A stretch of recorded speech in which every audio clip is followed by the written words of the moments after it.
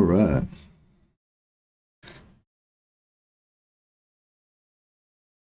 Just this. All right. So back to a bit of Prophecy of Pendor. Yeah, this is just a hey Gandalf. This is just a kind of a one-off thing. Just playing a bit of Prophecy of Pendor in the off hours. So still going to play Warhammer on the normal streaming times, but just yeah, during my daytime when I normally don't stream, just showing off a bit of this amazing mod.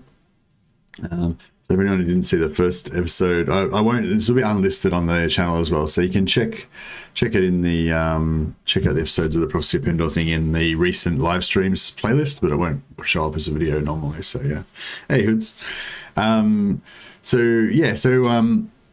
This is a role-playing game, but it's also got strategic kind of elements. It's sort of similar to sort of war in a lot of ways, because it's got this sort of like overarching map with different armies taking over different castles and stuff like this. All these can change hands, so these green guys can take over, say, Mowbray, it'll turn green, and a lord, one of their lords will take over and be installed in, look after Mowbray and stuff. And you can actually join these factions, and you could become the lord of that castle and stuff like that. So if you've played Bannerlord, you'll be familiar with the style of game. Bannerlord's the next game in the series after Mountain Blade. This is a mod based on Mountain Blade Warband.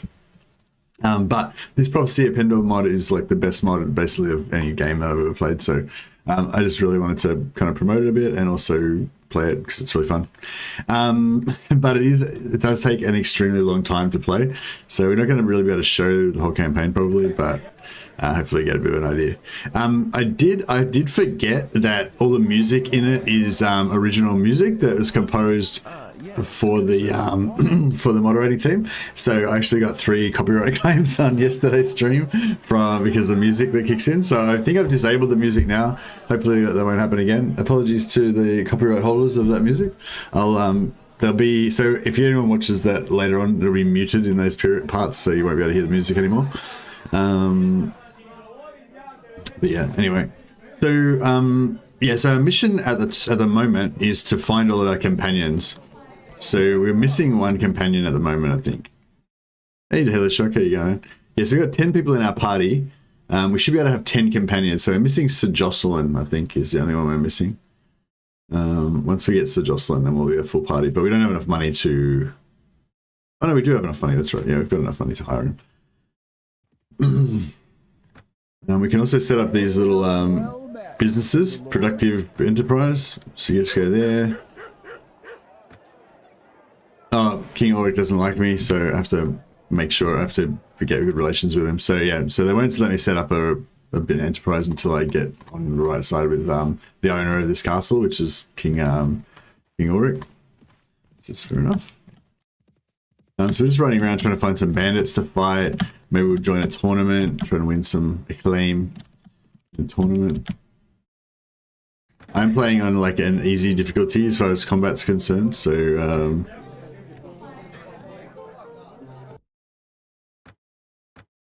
not really looking for any particular weapons, but when you've got money, it's always nice to... There's a winged mace, 22 blunt, 24 blunt. Okay, no, the cavalry club's pretty good.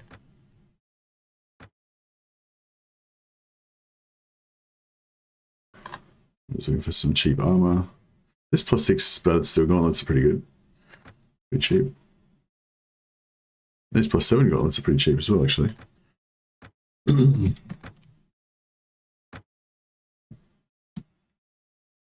an abacus we got from Donovan. Terrible flashbacks. It's so fucking hard.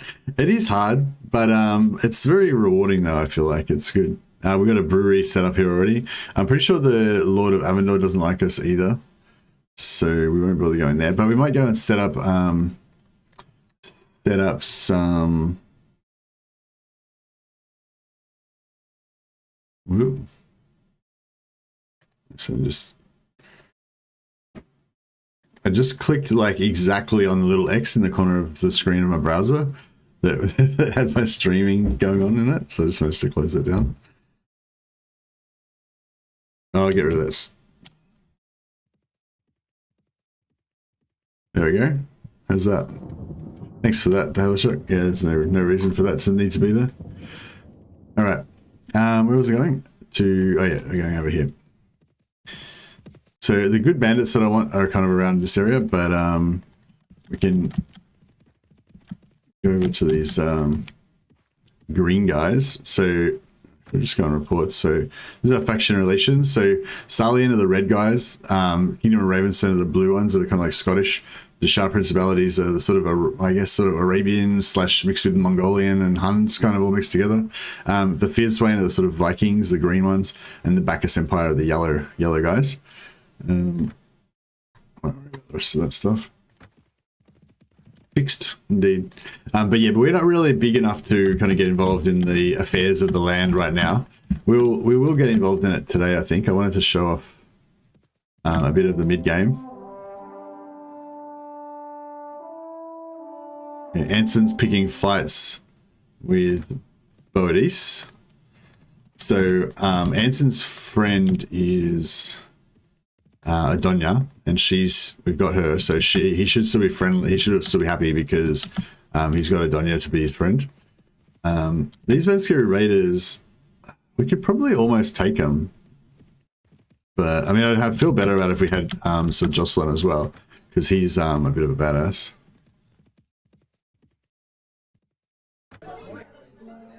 I don't know where he is though. Who's Brenda Randolph? We've got the high arts which you can read, and we've got herbal remedies. That's fine, we'll leave that as well. Checked out my mod, it's called Warsword. Now I haven't, no.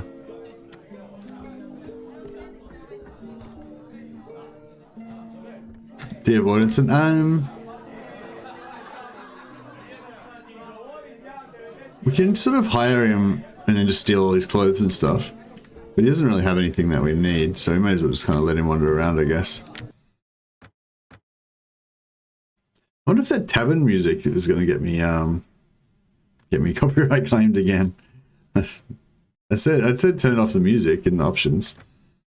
That wasn't like, I don't know if that counts as like real music or what. But yeah, got some crazy armors up here. Lordly Unicorn Plate, 183,000 gold. Plus 13 Lordly Black Steel Mittens. I think that's pretty much the highest you can get. It might be plus 14, maybe. But it's pretty much the most powerful gloves you can get in the game, which is pretty cool. But yeah, plus 8 is kind of like plus 6 to plus 8 is kind of like what we're looking for to start with. Hopefully no copyright strikes. Yeah, I won't get a strike, I don't think, but I'll get sometimes you get a claim against you. Yeah. Anyways, love this game and mod. Glad I discovered you recently. Oh, thanks, Nick. Yeah, I love it as well. I think it's fantastic. It's very old though, so it's not probably like you know, it's probably not really something I can do on my channel normally, because it will like. To what do I owe? People tend to sort of not be on board. People tend to sort of unsubscribe because they see, like, if they don't know the channel well, you know, they just see a notification come up and they're like, oh, what's this? And like, oh, this isn't the game that I followed this guy for. He's playing Prophesy of Pendor now. And then they just, like, you know, just unsubscribe. So it's sort of, you know, it can be, I guess, I don't really know how it works, but I guess it can be bad like that. Okay, Dye Works, 591,000. Yeah, that's pretty good. Or Leather from Hides, 500. Is there anything else good? Flax? No. Wool? No. You just sort of see what's going to make the most money. I think silk and dye is probably the best. About 591 per week. Yep. So you basically just go around buying basically either silk and dye or leather hides everywhere. And it'll cost quite a lot of money up front, but then, you know, it'll pay for itself over time. After about like 20 weeks, 10 or 20 weeks, it'll start paying for itself. If you can get into some of the cheaper ones, like certain areas like Jarvik's home, sorry, I think maybe has cheap flax. So perhaps the industry that relies on flax, you might be able to get a good deal with that and actually make more money, even though flax is like it's a cheap business to set up, but it's a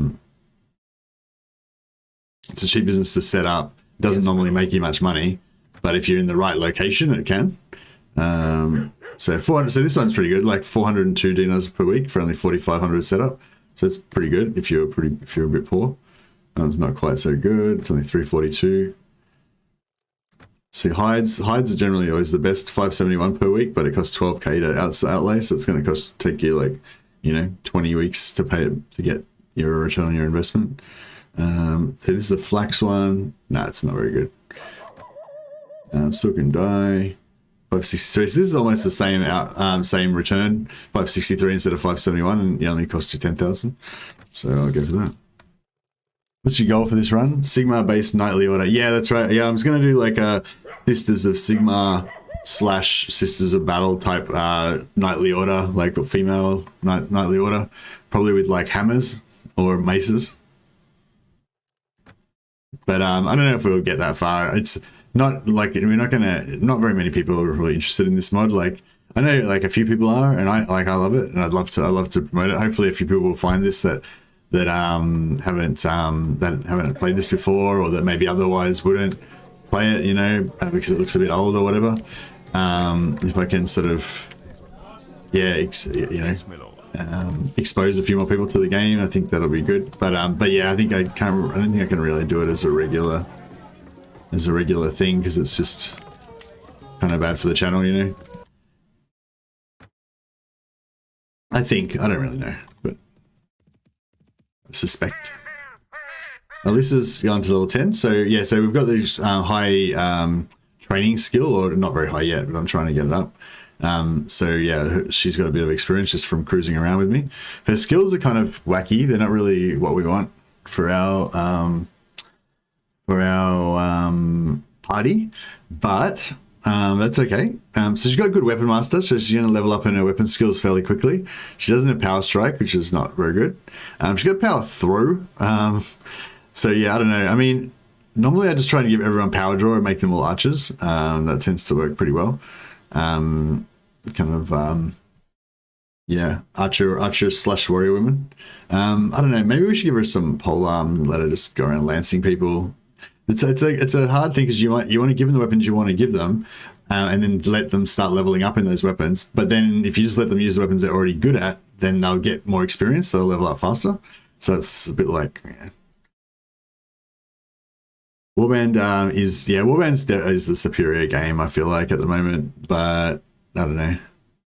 Yeah, I don't know if I should go for archery on her, or if I should just give up on archery. I've got sort of my knights, which are kind of just too high level and too powerful. They're never really going to be good archers, but she's still in level 10, so she's potentially could be a good archer. She's got 13 strength, so it's pretty good as well. Strength is the main skill for power draw, which is the archery sort of skill. But yeah, I mean, I don't know. It's all sort of a bit long term for this stream. Like, you're not really going to see the outcome of a lot of this stuff. But yeah. Yeah, I guess we'll just go strength. And I'll go power strike first. And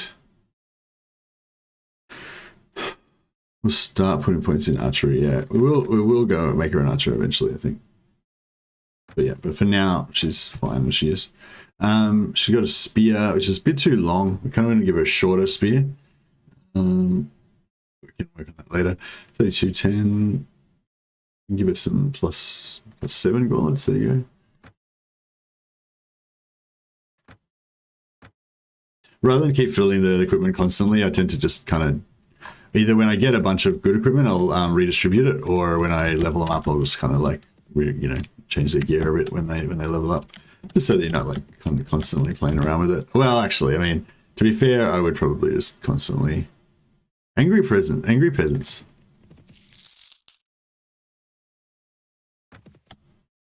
I think they're enemies, or I don't know, patrolling. No, they're not. They don't seem to be my enemy, so maybe I should just leave them alone.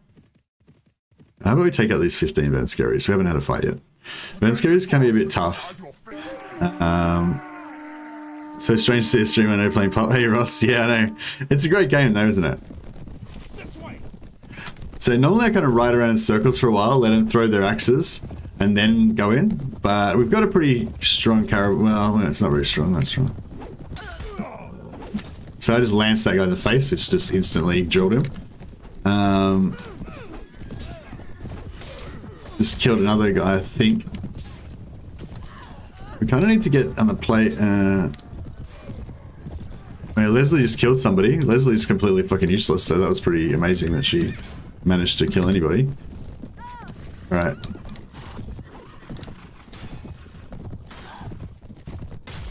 Killed his horse, so now you don't have to worry about that.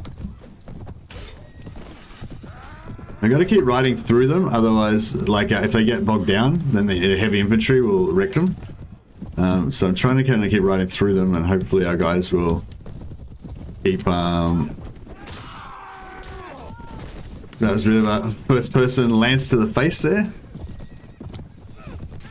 So we just keep riding back and forth through them. Hopefully our cavalry will sort them out.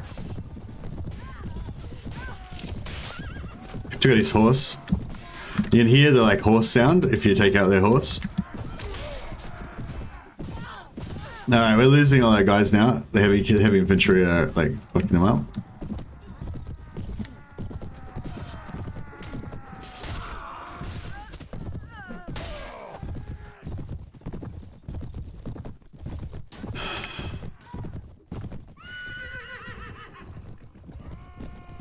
They're still following me.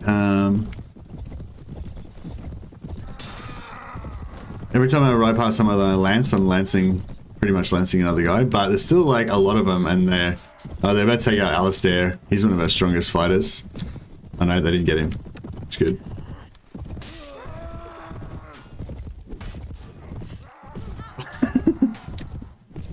Mount Blade Bannerlord. Mount Blade Bannerlord is a good game. It's a good shell of a game, but I feel like it doesn't have enough content yet. You know, it's just it's not quite there yet.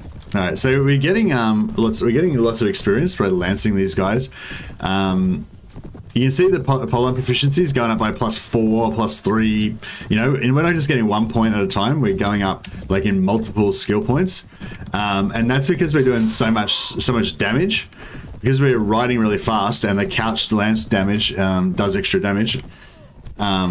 Your skill levels go up based on how much damage you do.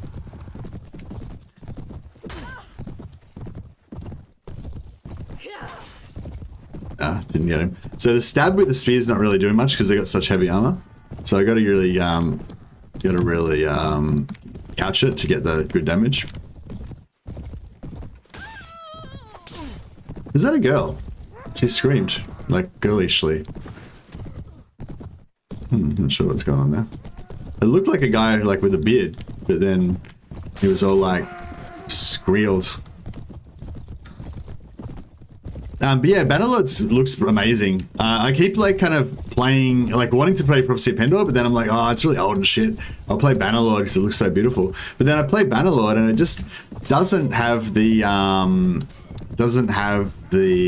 like, I don't know, the like end game sort of, like this game keeps you going like the whole time. Like you just want to play it more and more and get further and further and get, you know, it's like you literally play like hundreds of hours in a single game of this, like a single campaign. Like, yeah. There we go, victorious. We took a few casualties, but we got a lot of experience on our guys as well. A lot of our guys killed some Vanskeris. The Vanskeris were worth a fair bit of XP, and you get really good loot. So it's really good in early game to take on the Vanskeris for loot, but they are quite dangerous. Yeah, you get some cool horned helmets as well if you want to give some like themed gear to your followers. Those helmets are pretty good for early. They only require 7 strength and they get 38 armor. They're quite a good early one to get. These 4 shields require 4 shield skills, so they're not very good. This one only requires 1 shield skill to equip, so you can possibly put some of these on our guys. Got some fish, keep our guys fed. Another crappy helmet. So this helmet's only 26 armor, 7 strength. This one's 38 armor, 7 strength. So that's why I say point out that advanced scary helmets are quite good. And this one's, you know, really high armor, but it's, you know, requires high strength. So yeah. Have you played the Warhammer mod for Warband? Ever tried it? Nah, I never played it. I want Bannerlord to be so much more, but I keep coming back to Viking Invasion and Pop. Yeah, for sure. I don't know if I is Viking Invasion just the normal vanilla? Yeah. I played. I don't think I really played much Viking Invasion or vanilla, but I played. I played a bit of Britain Waldar. It's pretty good as well. So me and Leslie are both leveled up. It's pretty good. So Alyssa gets along well with Alistair, so that means that they can you know, make each other. They can enjoy each other's company. We can go with skills. Okay, so Alyssa, so Sarah the Fox is another one. She's got 18 agility, so if we want to go for like 10 looting eventually, we could just level up agility on her. But that way, then you don't get her as like a fighter. And because she's still pretty low level, she's only level 7, you can potentially mold her into something pretty good over time, but her skills and stats are all messed up.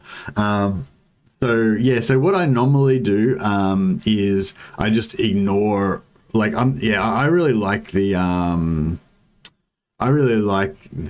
just using the companions as combat heroes, basically. Like, even though in the meta, like, it's better to have like some characters in the late game that you use as sort of envoys, have high charisma, so you can get like enemy factions to make peace with you and stuff, depending on who you send. I think it helps, like, if they've got higher persuasion and stuff like that. So Sarah the Fox is like your natural persuasion kind of character. Also, like I said, if you want to max out looting, level 10, you need somebody with 30 agility. So she's got one of the highest agilities for someone who's solo level. But having said all that, I just like the idea of having this cool, like, female character being like an excellent warrior and going around killing everything. She takes ages to level up because she's got such slow strength and stuff. But yeah, if we start working on it, she's got Power Stroke 4, so she's sort of like wants to be a warrior, but her strength is just super low. So yeah, if we just level up her weapon master strength and yeah, she can become a decent warrior. She's got decent one-handed skill already. Her archery skill's pretty low, but that's okay.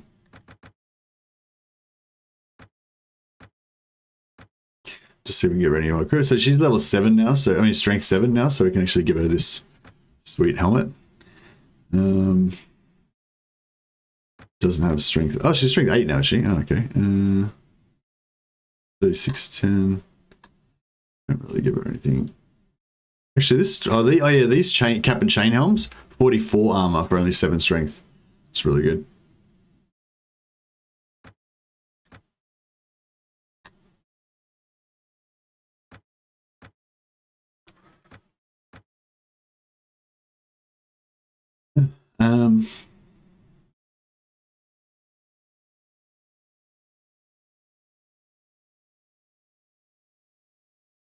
Yeah, I think we're good. Oh, well, we can give it a 44. There we go. This is exactly the same as her armor. Oh, no, it's not. Oh, it is. There we go. It looks a bit more martial now. Coming companions is the way. Fight with honor. Yeah, it's fun. Viking Invasion is, in my opinion, the only mountain blade that is playable without mods. The ship mechanics are so cool, so good. Oh, really? I haven't played it. Yeah, I don't know. Do you reckon it's like, it's not as good as Prophecy of Pendor, though, is it? Like, honestly, Prophecy of Pendor is so good.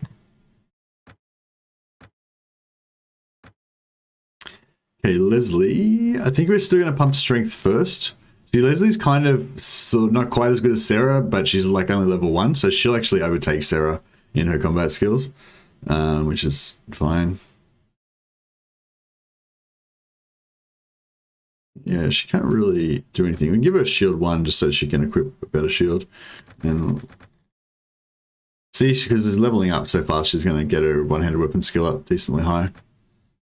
I mean, lances is probably, like spears and stuff like that, is probably best for them at the start to get levels quicker.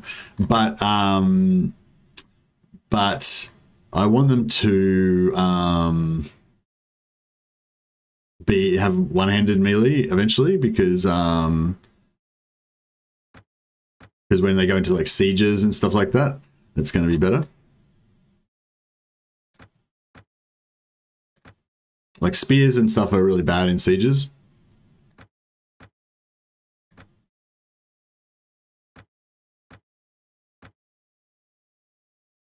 All right, she's getting there. It's like slightly better sword. Still pretty shit. That's okay. It's not as complete as Pop, but I like the low armor meta and focus on throwing weapons a lot. Also, the sieges are really great. That sounds cool. Yeah, it's nice. I think it's nice to play around with different mods. But yeah, I mean, I've barely got enough time to play one mod, so sort of, yeah. Trainer 3, we might go up to 12 intelligence so we can get Trainer 4. And wound treatment or first aid? Which one's the one?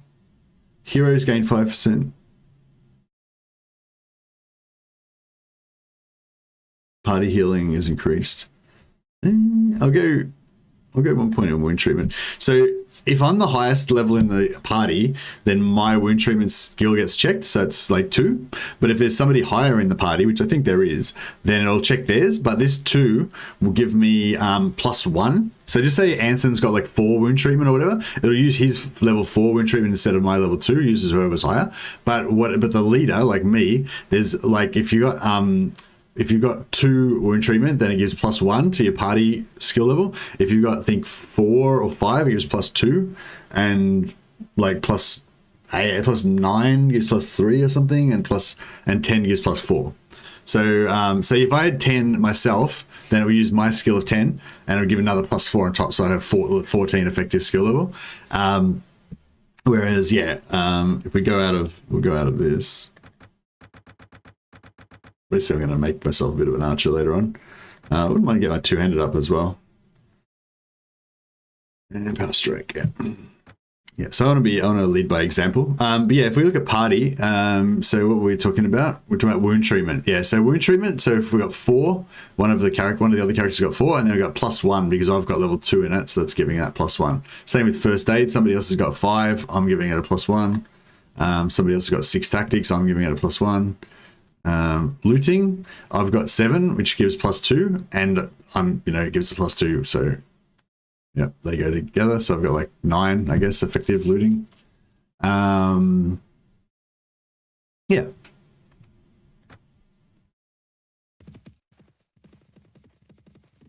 we go to Cinderfall. We're just kind of cruising around trying to find Jocelyn, our last companion, because we kind of need Jocelyn, because if we don't, then Bodis will eventually get pissed off and want to leave. So this is a Roland. We could hire him and then just steal all of his gear. He doesn't really have that. His gear is not that great though.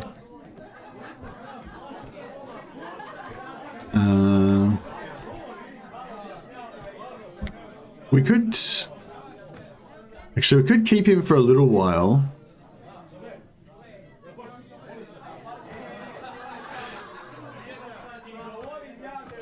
We could take him for a little while because I think he's got training skill.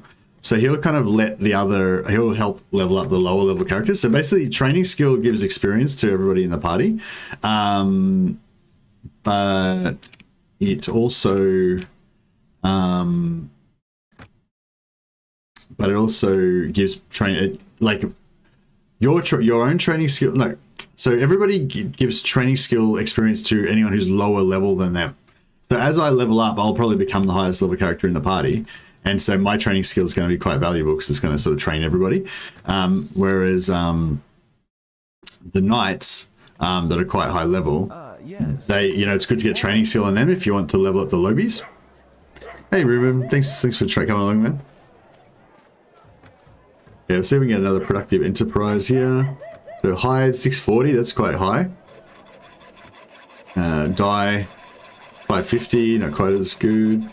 You can try some other stuff. Oh, iron 590 for only 3,500 to invest in it. So that's really good. So yeah, let's go to that.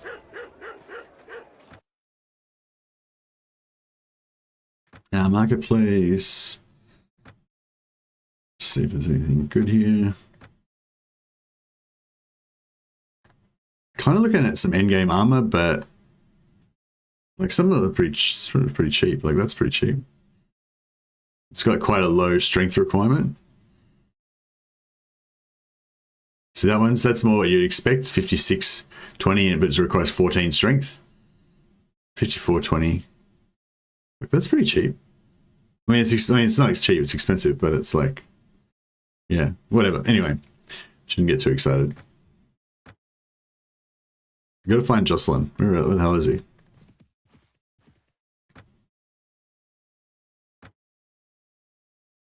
Helloing. Hey, Lysendius. How you going, man? Pretty sure I remember seeing Jocelyn somewhere, but I forget where he is. I always get some Miss Mountain Raiders. The party's health. Party's health's not great. Maybe we should just chillax on all that. I might put my strength up to 14 or 15, just so we can get one more point of. Actually, no, we need to get intelligence up, don't we?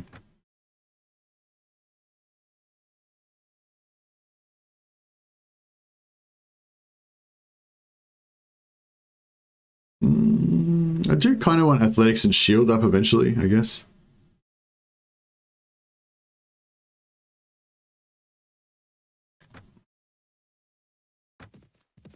Yeah, we probably should heal a bit more before we get into any hectic fights. Ooh, what's that? Mountain Outlaws. I mean, they seem kind of weak. Yeah, half-head dudes are all busted up, but that's right. Oh yeah, so what I was going to say is, so Roland, right? We don't really want to keep him because he doesn't get along with Sir Alistair or Alyssa. But he's got trainer. Oh no, he doesn't have any trainer level. Okay, well yeah, we don't want to get him. We don't want to keep him there. I think not. Sometimes I get him and I like level him up a little bit and give him trainer, just because he's the highest. He's like high level. But yeah, maybe we'll get rid of him. Sorry, I thought he had trainer for some reason. Maybe it's Sir Jocelyn or one of the others that has trainer. So yeah, we're just gonna steal all this stuff and then just send him on his way. I kind of feel bad about making him completely naked, but oh well. If we meet you again, we'll give you back your clothes.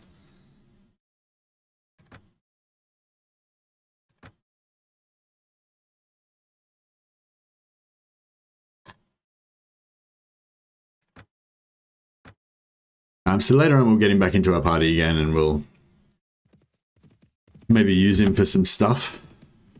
Oh, let's kill these guys. So these guys can be pretty dangerous as well. They don't have any helmets though, so that's good.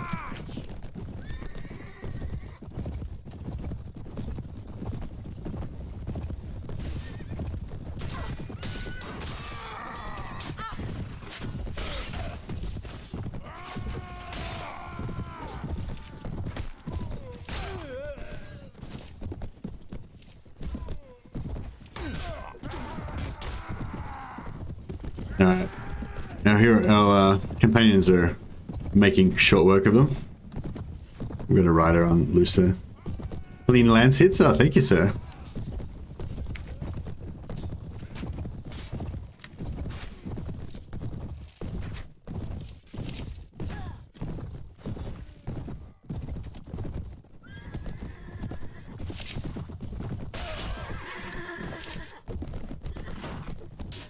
Alright. Oops.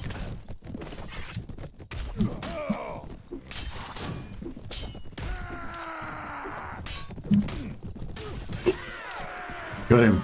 We got him. Yeah, that's one of the most satisfying things about this game, just like lancing people in the face. I think like still one of my favorite moments just sticks in my head is just like riding full pelt towards this enemy knight and he's riding towards me, and just knowing that whoever hits the other person, because you get increased damage from the relative speed, like of how fast you're going towards each other, right? And just knowing that whoever hits the other one is just like, whoever gets hit is going to die, you know, because you're running so fast, you're just going to swing and like, you know, and then I just switched to javelin, and then just when we were about like 2 meters away, I just threw a javelin like point blank straight into his face and just instantly killed him. It was like, yeah, that was awesome. I didn't really remember the situation or anything. I just remember that feeling of how sweet it felt when that javelin just like nailed him. It was good. And that's the feeling that you too can have if you play Prophecy of Pendor. It's pretty good.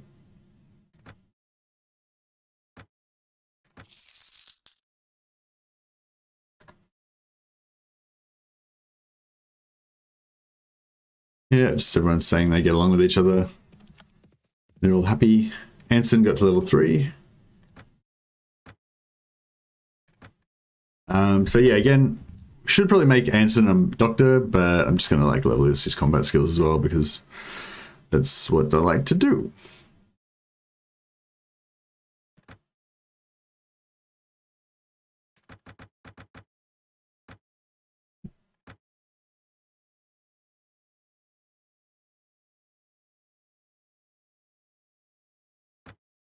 Yeah, I need strength 4 to be able to use night shields. I mean shield level 4.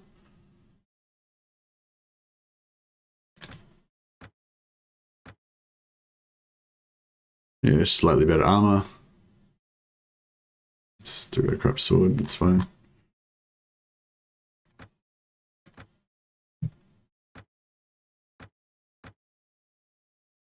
$30, $45 is better helmet for Bodis.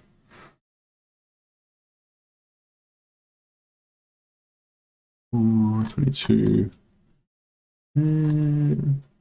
So armor 48, 14. Yeah, that's all pretty good.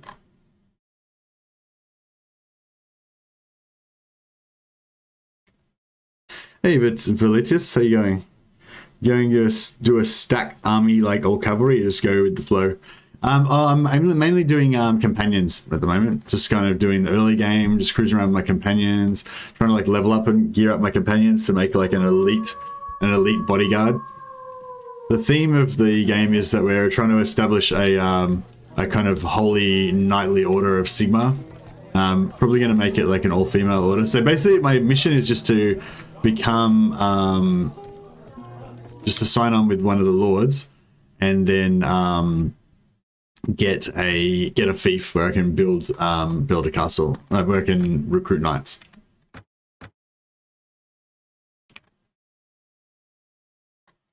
It's pretty good. Yeah, it's pretty good helmets.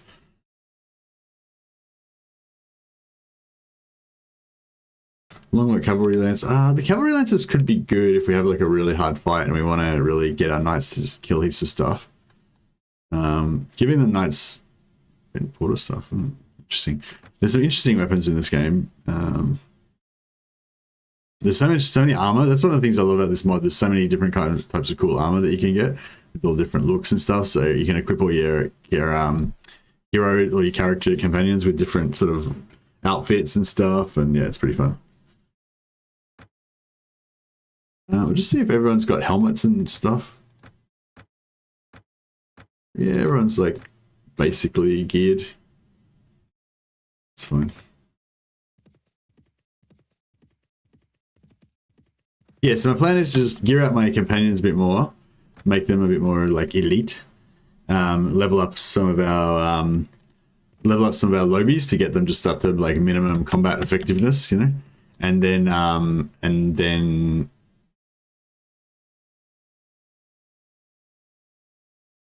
oh yes, Alyssa doesn't like Sarah the Fox, so don't want you picking any more fights with her. You can like try to get clever and like side with one or the other, and that will basically make the one that you side with like you're a bit like not be quite as upset, at least not with you, but they'll still be upset, and the other one will be more upset. But it's better just to say, you know, I don't want to get involved. Basically, I find. But if you side with one or the other, it tends to just make them kind of get upset and leave more likely. More often.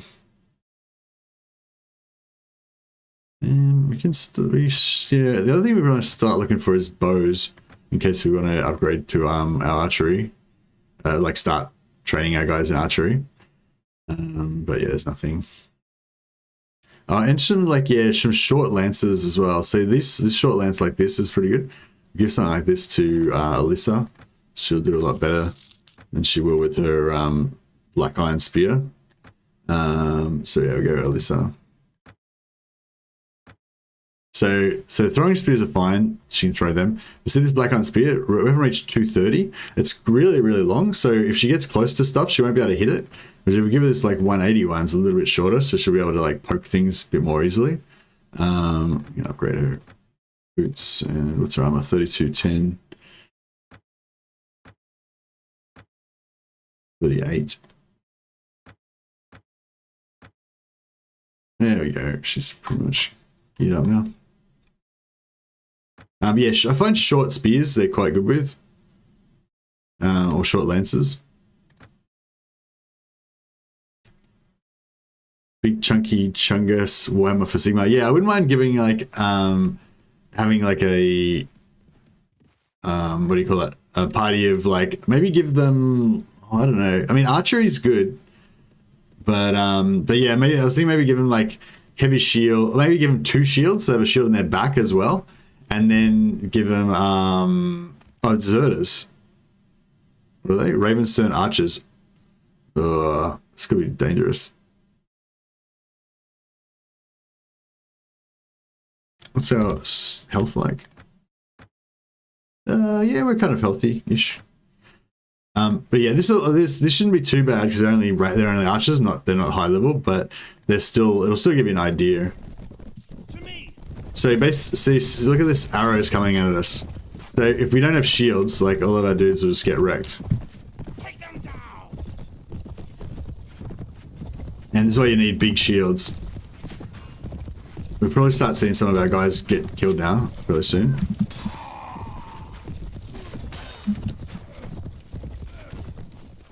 Yeah, now we're in amongst them, we should be alright. But yeah, if they were better quality archers, like all that shooting they were doing at the start, they would just be like blowing up our shields and just like killing everybody, and it would be really shit. And like, I guess the short version of what I'm trying to say is that archery is very deadly in this game, because you'll come up against a lot of armies that have like a lot of archers, and you know, they all tend to shoot at the same guy a lot of times, so you're not just getting the occasional arrow, you get like just massive like thunderstorms of arrows like coming in on you, so yeah, so anyway, long story short, if I make my knighthood order like not have shields, they won't do very well. Basically. We'll take a little bit of this stuff just to loot. Yeah, our small inventory size is hurting us now. So we can actually recruit some of these guys for free, but I won't bother because we kind of keep sort of traveling light for the moment. Oh, these guys are after us. Yeah, we won't bother fighting them. Just rest up a bit more. Thematic companions like a priest, a knight, and so on. Yeah, basically they're all going to be kind of like, it's sort of like an inquisitorial retinue, I guess. Just have all different, characters. Julia I like as a character, but she doesn't get along with some of my other buddies, so we can't take it. Oh, here we go. Verona the Scribe. We can get out of the book. Looking for a warm fire and pleasant conversation. Herbal remedies +1 wound treatment. Have we already got that? No, I've already got that. Oh, these guys, they don't, their shops never refresh. So normally shops refresh. So if you sell stuff to the shops, then next time you come back, after a week or whatever, the shops can actually refresh. These guys' shops never refresh. So if you want to just like store stuff here and like buy it back later on, you'll lose a bit of money, obviously. But yeah, if you have some like unique item or something that you never really want to use, but you don't want it to go away, like this Abacus, I could sell it to him and it would just always be there. Yeah, I might hold on to it, but yeah.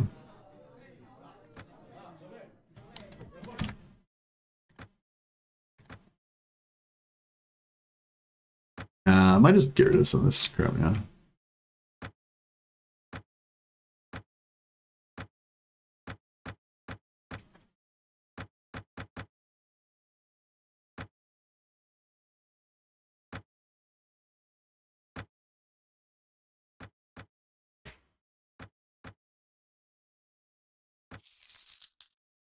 Deposit fee, yeah, that's right. But yeah, I kind of like to make my different companions have the different things going on and different sort of outfits and stuff representative of their stuff. But we haven't really got enough. We haven't got enough. Kind of haven't gotten that far yet. Was there a slaver? During Longshanks, is this guy a slaver? Well met. What can I do for you?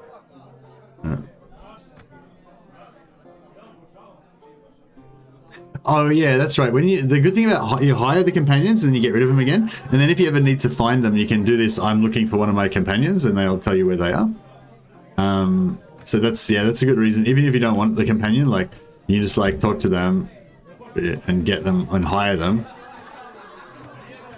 and then just immediately get rid of them again. And then later on we can use the companions to, we can use those rumor guys to sort of tell us where they are, and we can hunt them, so we can hunt them down again. So it can be quite good.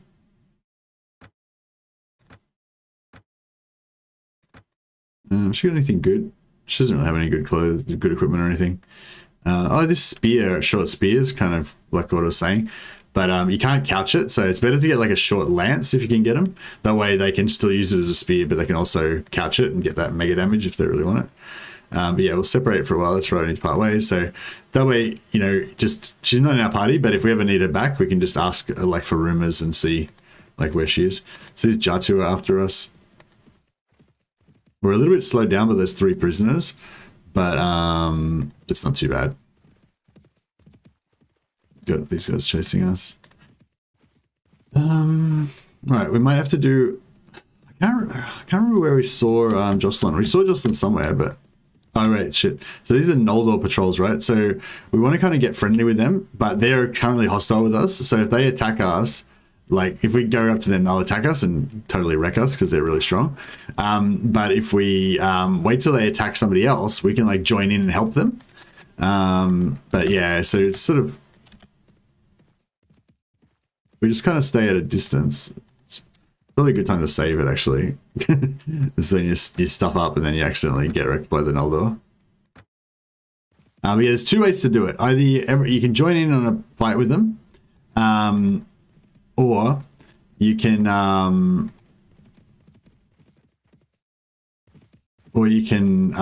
fight them and try and capture them.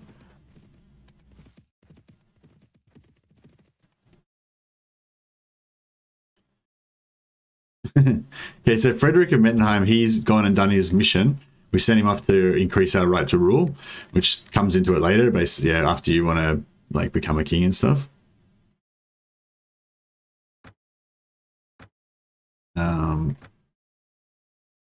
But yeah, so he's finished his mission and he's just come back to report back.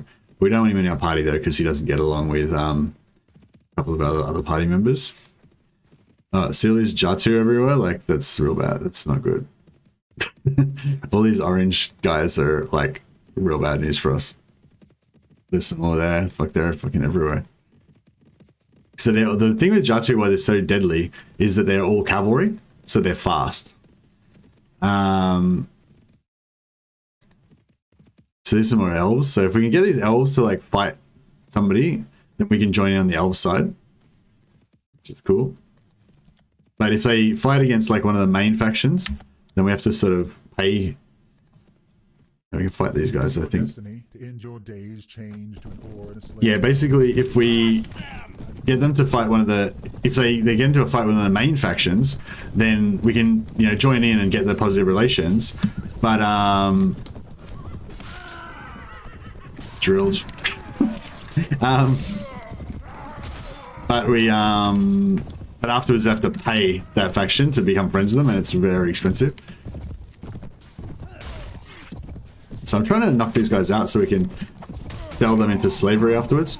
That's why I'm using this blunt weapon instead of the mace. Also, it gives me one-handed skills. So yeah, like polearms aren't. I feel like polearms aren't that great in sieges. So I like to get like one-hander and shield as my kind of primary combat style. Although there's something definitely very sexy about two-handers, so I do like to. Didn't really do that very well. I do like to get my two-handed skill up as well, just for tournaments as well, because you can go in tournaments and sometimes you have to use all different weapons. Ah.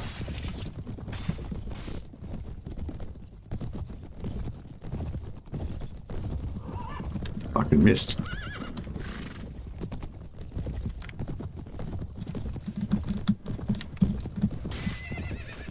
Dehorsed him.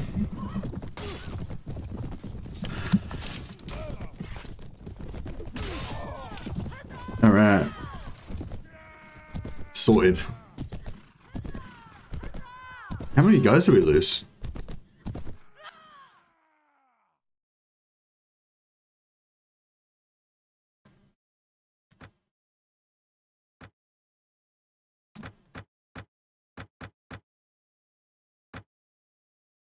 I like getting these lame horses and like letting them heal up, because then they're worth more. Says that you make money from healing them. Oh, cool.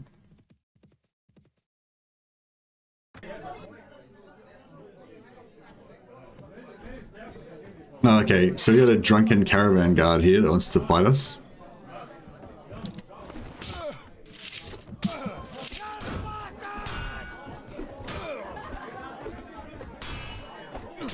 Oh shit, this guy's better at fighting than me. Shit.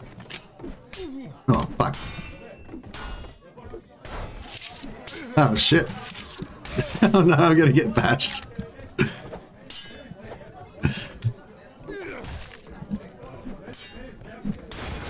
Oh, he smashed my shield. Oh, the guy wrecked me. Oh no. So yeah, I got beaten up in a tavern brawl. Just some random dude took me on and smashed me.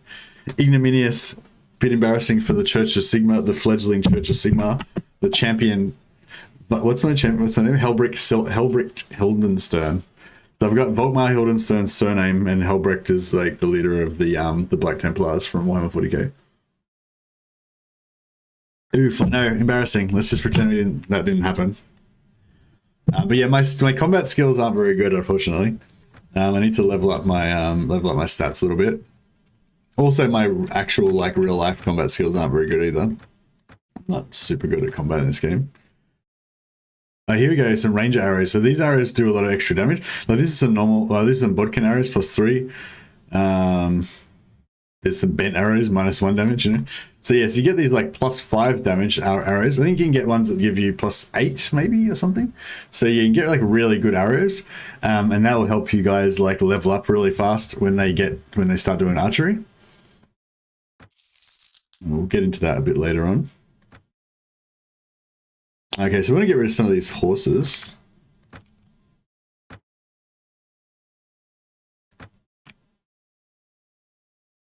Keep all the lame ones because they'll kind of heal up.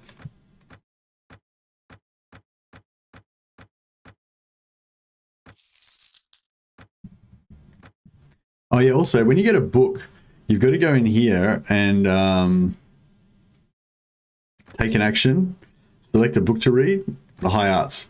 Now every time you like wait or camp or anything like that, you guy will just got to roleplay, got to lose some bar brawls. Yeah, that's right. So that's like Helbrecht Hindenstern, the patriarch of the Church of Sigmar. Like back in his younger days, he was always a fighter, a brawler. You know, he always come home with a few scars. It was only later in life that he found the pure vision of Sigmar and stopped screwing around in taverns. Radar, no. Quickfin, no. Sim, no. Okay. So we're still looking for Jocelyn. So Jocelyn.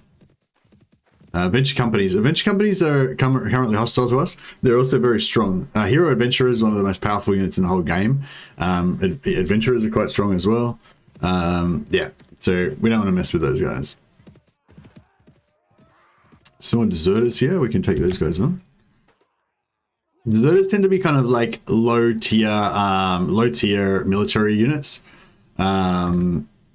These ones are mounted, I think, so we might get some horses.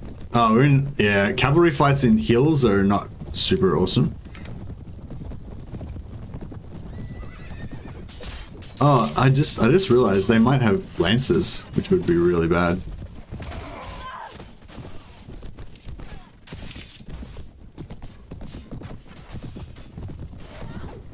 Oh, they've got crossbows.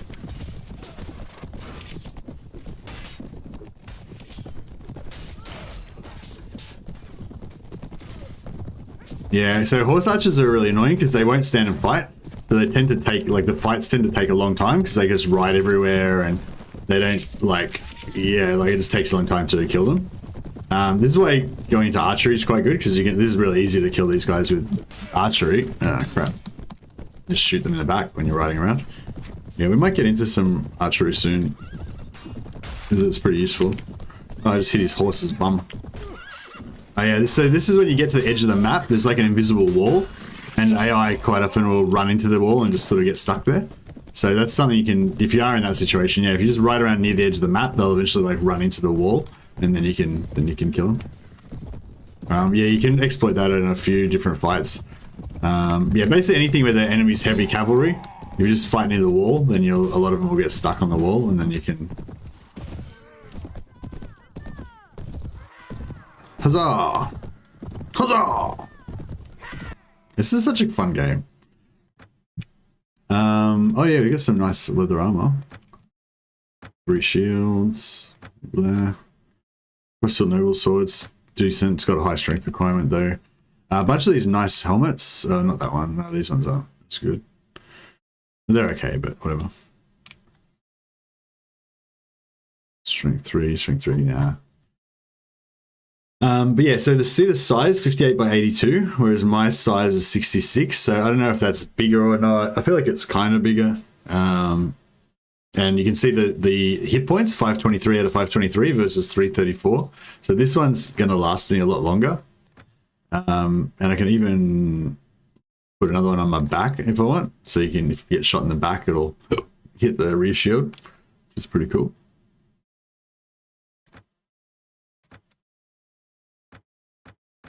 Okay, we're starting to get too many captives. Hopefully we'll find someone we can sell these captives into slavery soon. I know it sounds harsh, but you know, they did mess with us first, so. Oh yeah, you can also auto-resolve the fights. So we go in here, we're like, prepare to die, and then we're like, order your troops to attack without you. And then they just fight, and then they kill all the dudes, and it'll give you a little update after each round. And you continue. And then I think that gives a little bit of XP to all of you guys. Yeah, 151 experience within the party. We got 40 experience. Okay, Reaver. Reaver's sort of on the lower end of the levels, but she can level up quite well into a archer and swordswoman. She's already got 181 one-handed weapons, so she's pretty good.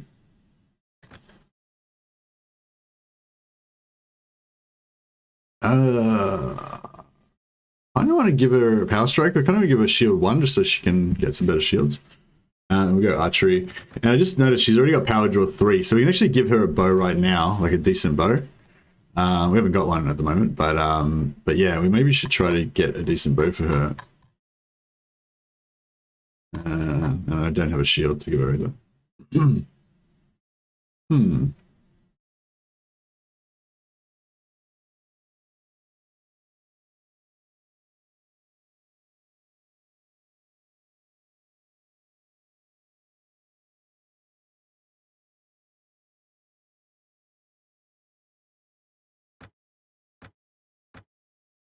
Slightly better horse. But anyway, yeah, so we'll look out for some power draw 3 bows for her. And eventually she'll be the prototype. We eventually want to kind of give all of them bows. Hey Ringo. It's just because there's a lot of fights where they're just too hot to send you guys into, or they're just going to die. But you can always just shoot them with bows and get some experience for your companions. So I kind of like to eventually give all of my companions some sort of ranged weapon. Ah, yes, good sir. Well met. So we got 600 gold for all our prisoners. That's pretty good. Still no sign of Jocelyn. I don't know. Was he up here maybe? Alright, I don't know. We might have to just forget about him.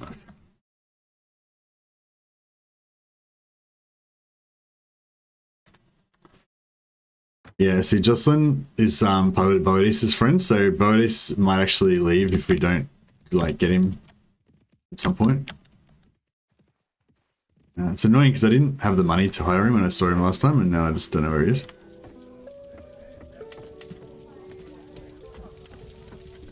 Phineas to get, here we go.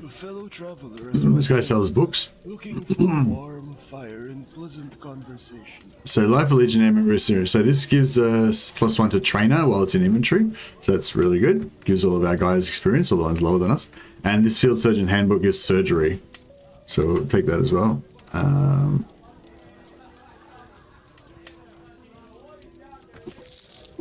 Hopefully we're still going to have enough money to hire Jocelyn when I find him. Actually, we should sell that armor.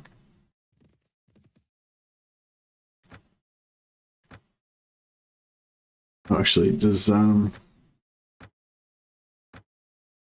Sigismund Sinclair chipped name Julian Hope Manager? Okay, this one's better. We'll give him that one.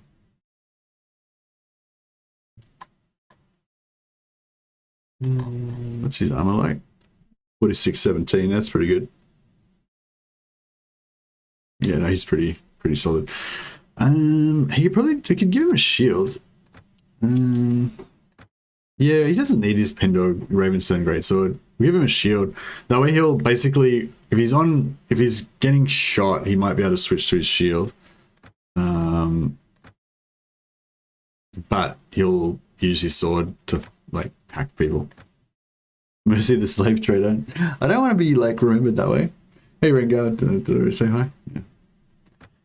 Hopefully that won't be my legacy. It won't be like everyone remembers me just as Mercy the slave trader. But you know, as I said, the history of the Church of Sigmar, you know, in the early days, you know, there was a few things that were, you know, maybe a bit less than ideal that we engaged in. We had to engage in to get the church off the ground.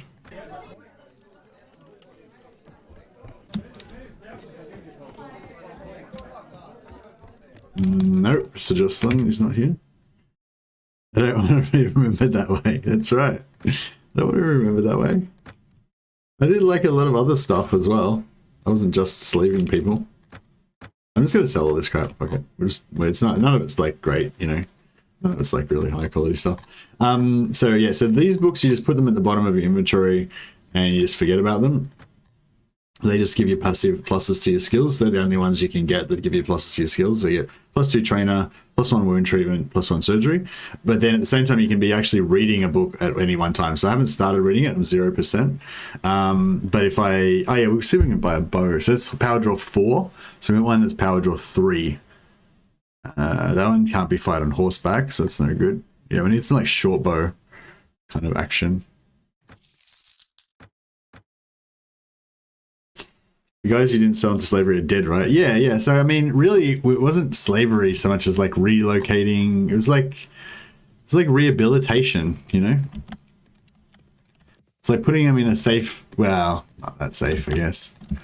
Putting them somewhere where they can be, you know, useful members of society, and they can't hurt anybody anymore with their criminal activities. They're criminals. They were criminals against the Church of Sigmar. No. So snake worshippers, they're bad news. They're not necessarily like the most powerful enemy in the game, but they're more powerful than us, basically, especially because there's 40 of them and there's only, or 30 of them, there's only 10 of us.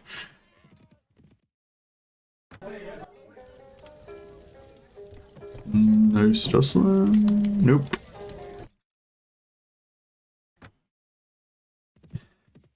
I don't want to ride around. The thing is, I don't want to like ride around forever looking for him, but if we don't, then we won't find him. Like once we join a another faction, like we won't be as free to like just ride around doing whatever we want. So it'll be actually harder to find him then. Oh fuck! Shit! God damn it!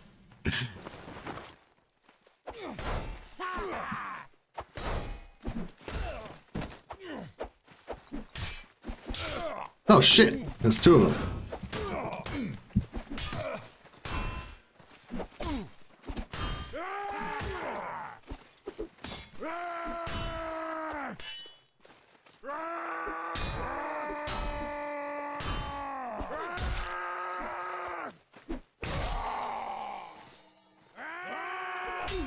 Oh shit.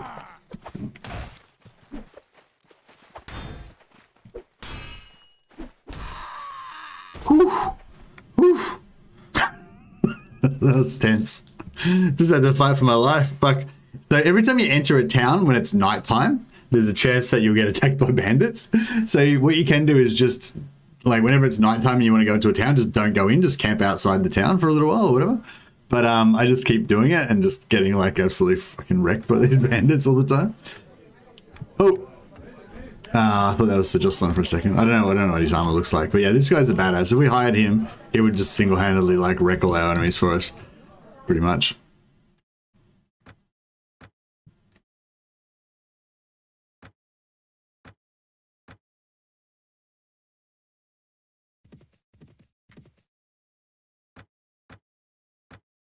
So yeah, I'm actually not playing. There's like a sort of Iron Man mode or whatever where it just saves over itself, but we were doing that before and it was giving us kind of like lag. So I'm sort of yeah, I'm not using that, but I am like kind of just only using the one save. I'm not going to do any like save scumming type stuff. I mean, I guess if we like, I don't know, I might save scum maybe, but I'm not planning on using it as an active technique to like get ahead in the game kind of thing or whatever, which you definitely can do.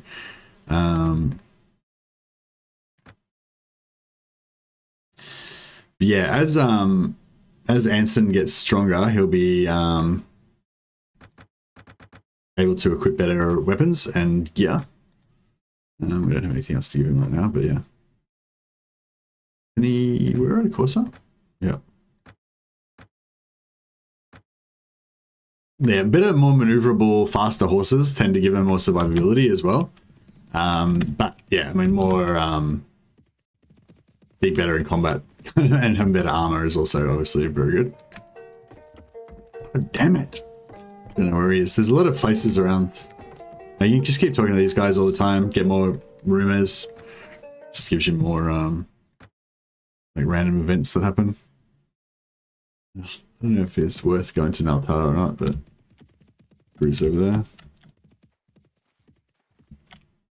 there. Serene.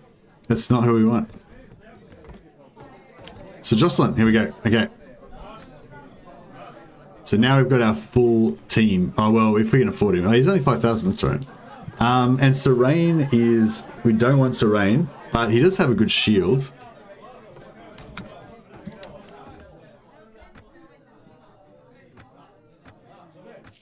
Yeah, I'll get Serene, just take all his stuff, and then we'll just, like, send him on his way.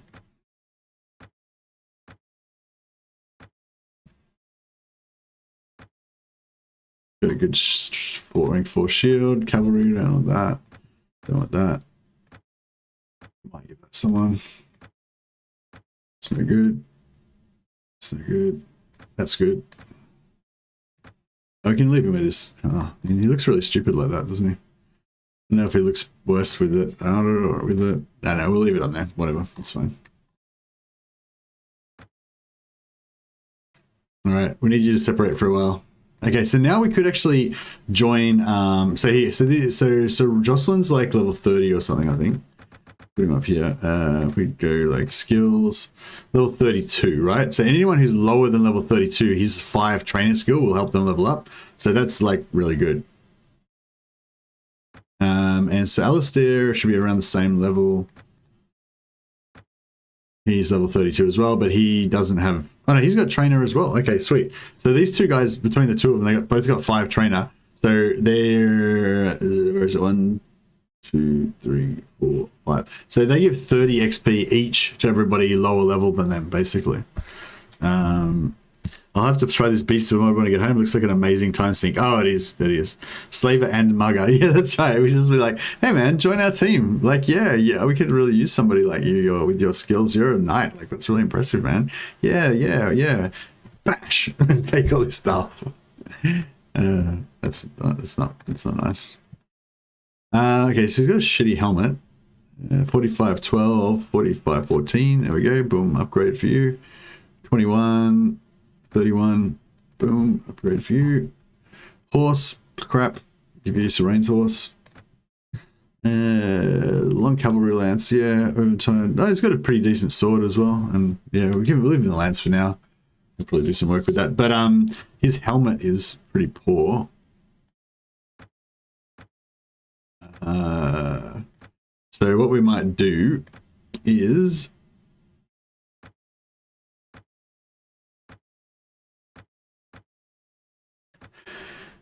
We'll give him Alyssa's helmet. It looks kind of stupid, but it's quite high in armor. The fact that it looks stupid would probably like help us, because then we'll notice that he needs to get his helmet upgraded. It'll like be a reminder. Spine Silvered Longsword's pretty good, actually. We'll leave. That's right. Well, we'll get better stuff later. 4512, 4412. And is anyone lower down got like crapper armor? Everyone's got pretty good armor. 3410. Mm.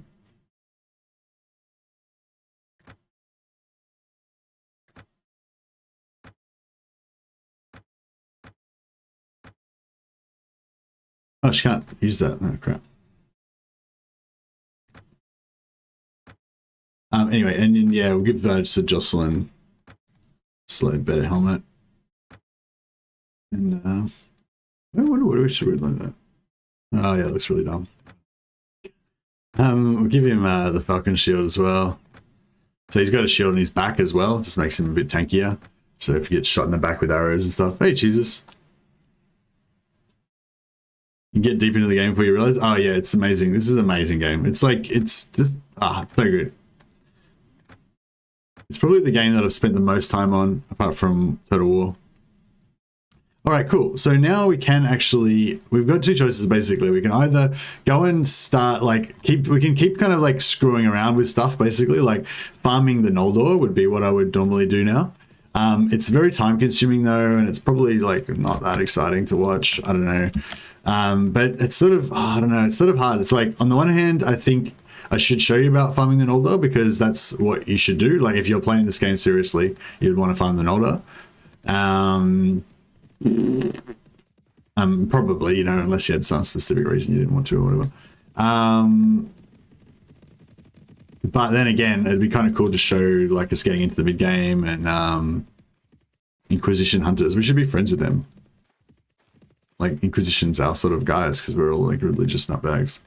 Poll, teach us.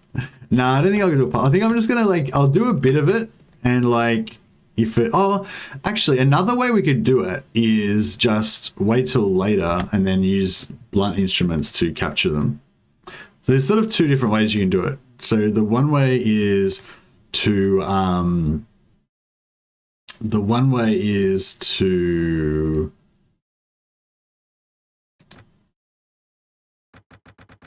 join fights with an Noldor are in, and then like fight on their side, and you'll get like 4 points each time you do that.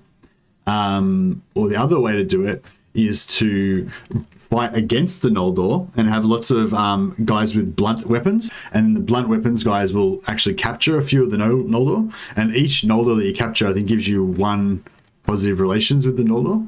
So basically, as long as you capture 4 Noldor, that will counteract the -4 that you get from bashing them up.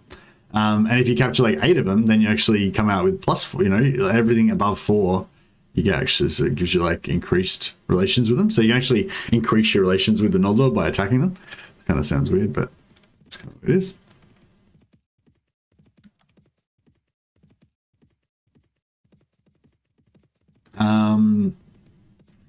So yeah, another thing we could do is, so the problem with joining the fights with the Noldor is that you have to fight against other factions. And so if they fight the Bacchus Empire, for example, and we join in, then we'll get negative relations with the Bacchus Empire, and then that will cost heaps of money for us to be able to sort that relationship out again if we want. But what we could do is join them against the Bacchus Empire, and then like go and join Salian or something. Okay, see these green dudes everywhere? These are the guys. These are the elves.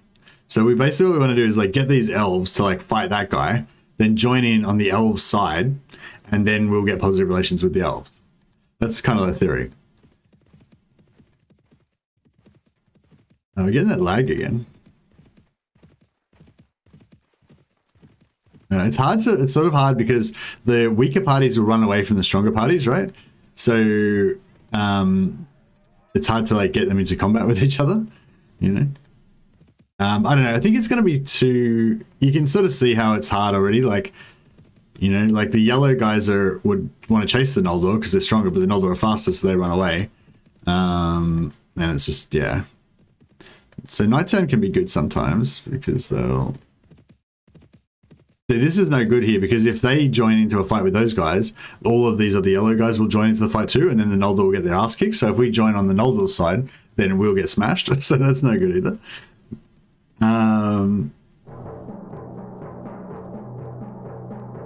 So a wandering landed an army. The snake goddess have landed an army near CEST and are invading Pendor. So what that means is that there's a big party of snake dudes. So not just like 18 or whatever. There's a big party of like 300 or 150 snake dudes or something wandering around now, and they'll like smash enemy lords and gobble people up and stuff. So yeah, so that's like that's the thing you have to deal with now.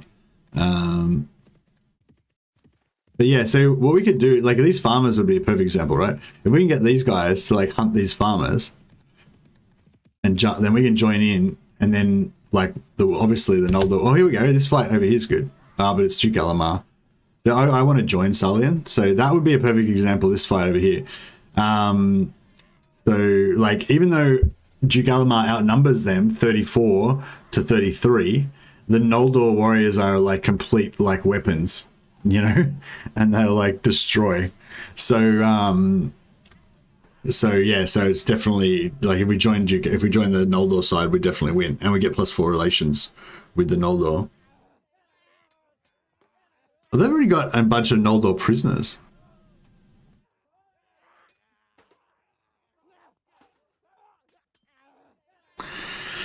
I kind of want to join that fight and see what happens.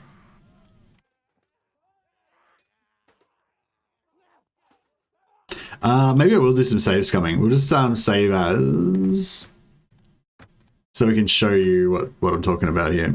Yeah, I want to sort of demonstrate this, but we might sort of roll it back and kind of like not do it after all, maybe.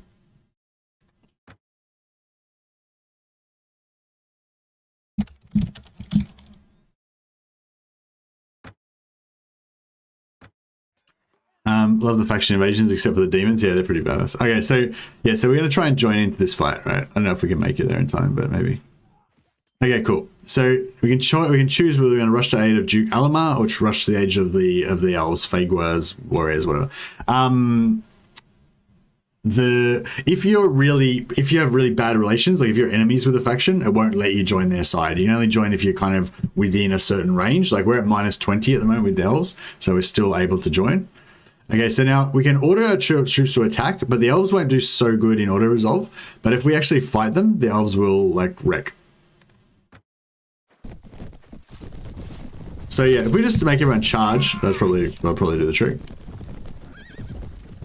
And then I'll bring in my guys to follow me. And once those archers get over the hill, like look at these arrows coming in from our side. They're extremely accurate. And look at the blue numbers coming up. The blue kill count coming up. Noldor. Like the Noldors are just drilling. Like not a single Noldor has been killed yet. These are actually elite knights. These guys on horseback here.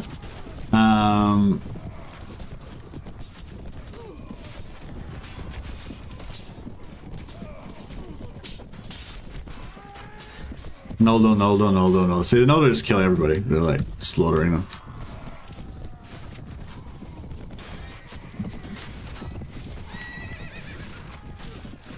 Sigismund's got a kill.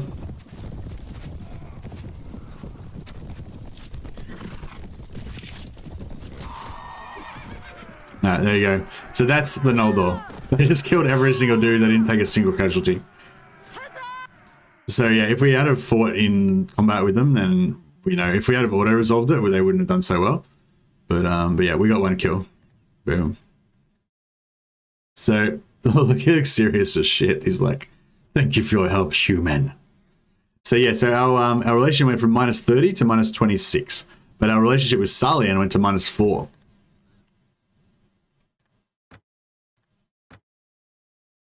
Oh wow, +7 arm gauntlets. That's actually a really good item.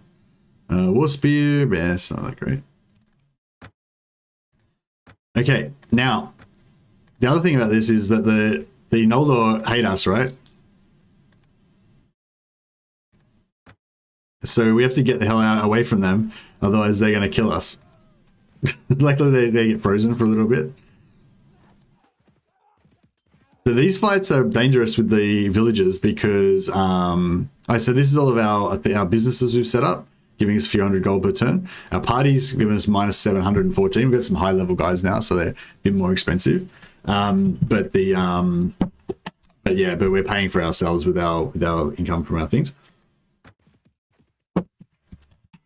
But yeah, so you can basically just keep doing that until you get them down to 0, or getting them to a certain amount of positive relations.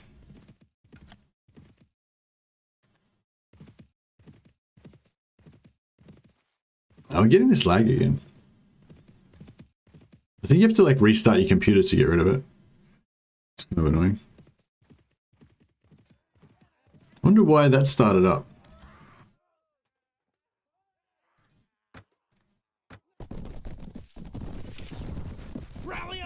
Okay, so these got archers. We got archers again.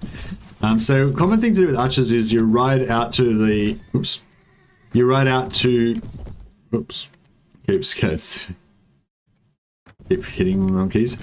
You ride out to the right side so that our shields are on our left, right? So we ride out to the right side. Hopefully we don't take as much damage. And then we get to about here. F1, F3, charge. Everyone charges, and all our cavalry will charge in.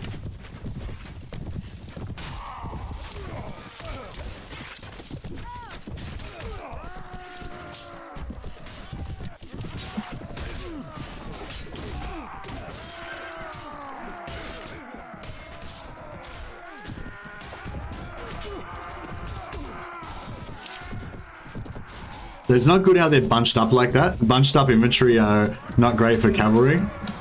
So you want to try to. So another thing you can do is make F2, F1, F2. Make all your cavalry follow you again and pull them out, and then we can go back in for another charge. Because if they just keep like walking along in amongst those infantry, they'll probably get wrecked. So the same thing. We come back in when you get to about here. F1, F3. Make them charge. Sigmar's on foot with a two-hander now. Just fucking wrecking shop. It's sort of good giving Sigismund a weak horse so that he gets dismounted and then he just goes around chopping up. But in that situation it was good because he wasn't going to get overwhelmed. But if he got dismounted early against a big army, then he would get killed, you know, being on foot. I will just... Oh, actually, was there any good bows? No.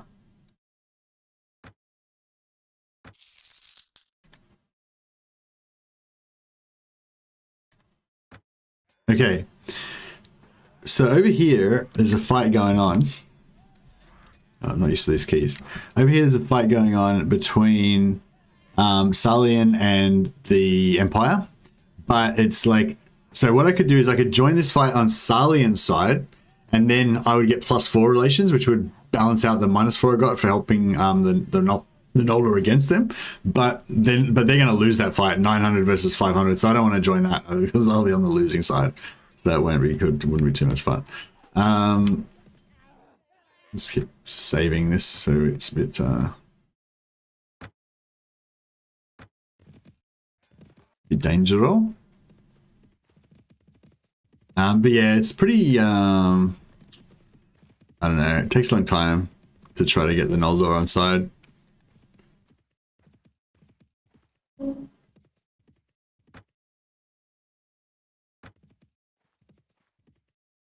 So the other thing we can do is we can attack a smaller party, but even this small party would probably we'd get caned, we'd lose.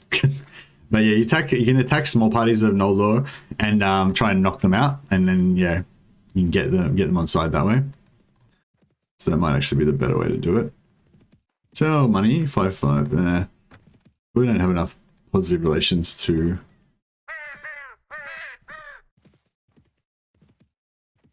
What's up? Hey Sean. I wonder if we're actually negative. Like, I wonder if he'll actually attack us or not.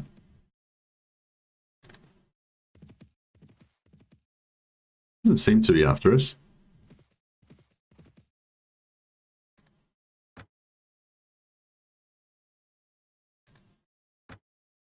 Alright, we paid it off. Cost us 3,000 gold. That's alright.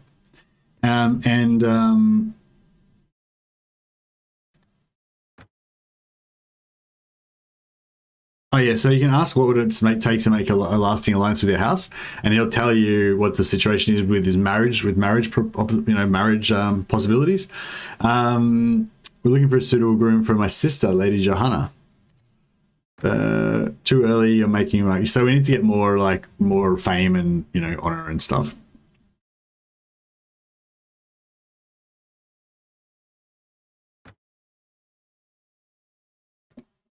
I think we need to find King Ulrich. Oh, actually, no. We can ask him for quests, and he'll say, "Yeah, we're fighting against the Empire. Like, do you want to join as a mercenary?"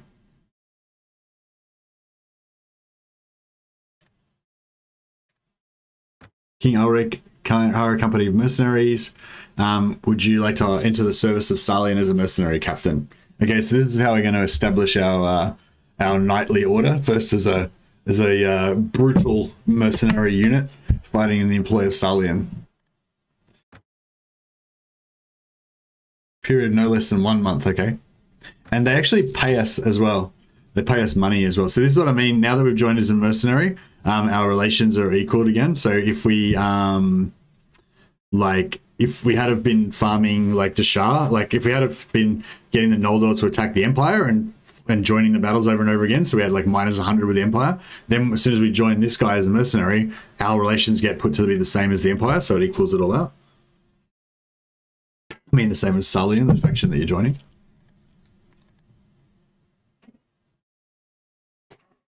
We don't really need to...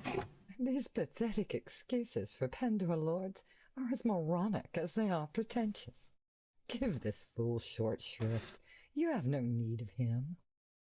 Find me 5 Empire light infantry as prisoners that I'm exchanged. So basically, we need to fight battles and then capture some Empire. I don't know. We might be able to do that, I guess.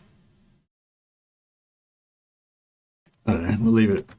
Oh, we got -1. Oh man, he's like not happy with us now because we didn't fucking do his thing. All right, whatever. So yeah, maybe we'll hire some soldiers. Basically, we've got to get some soldiers together and then go and join the army.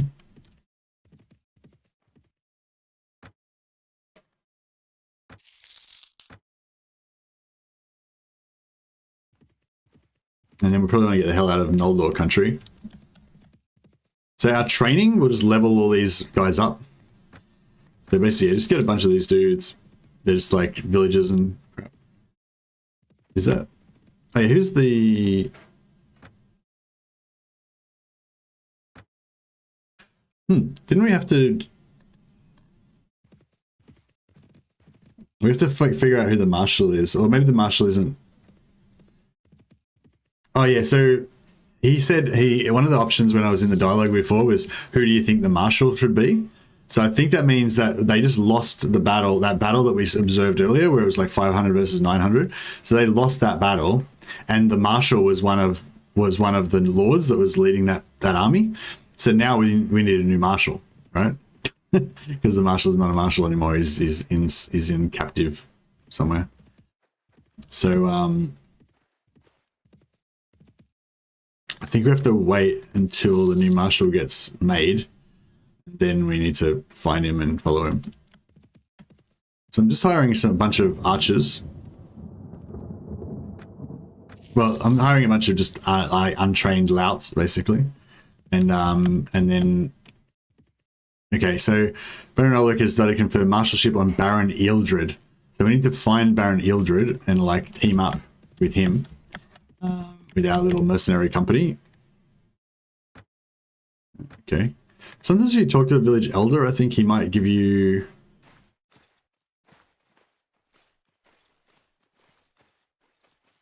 No.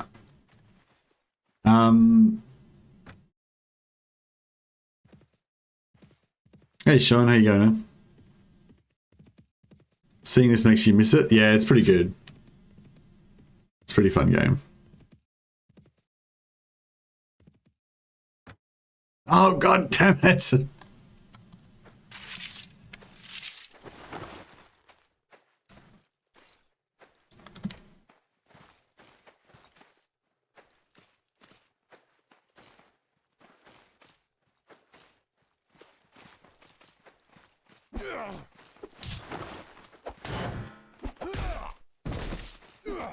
One thing I like about hammers and maces is that when you hit them in the head, it has a chance to knock them on the ground. It's pretty cool.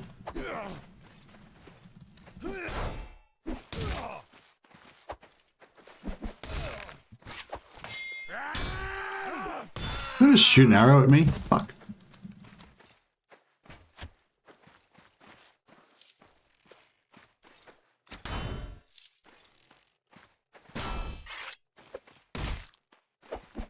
What a dick. I'm always like dodging. Fuck, this is more like combat than I get in actual battle. Oh, town thug? No. Stay away from me. I just want to drink in peace. Jesus. Don't think you can hire people from here. Oh yeah, that's right. We can. I don't know. So basically, we just have to find a Salian lord and then ask him where the Oh, okay. Reaver's level 6. So these Salian recruits are ready to be upgraded. So we'll upgrade them.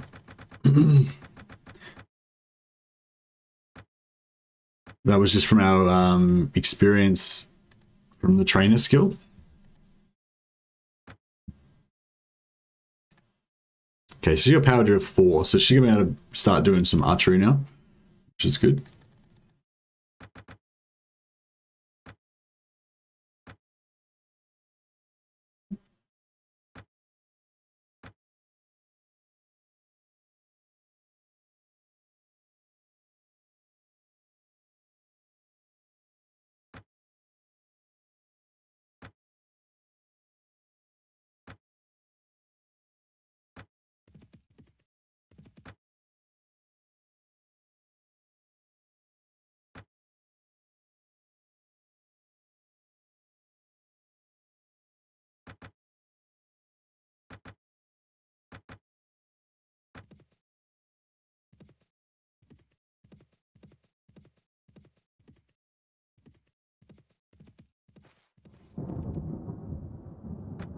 I got 6 dudes that time. That's pretty good.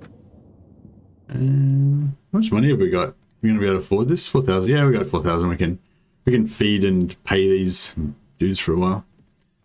So we're spawns are enemies near Harengoth Castle and Foxted. Here's a lord. We can ask him where the marshal is as well.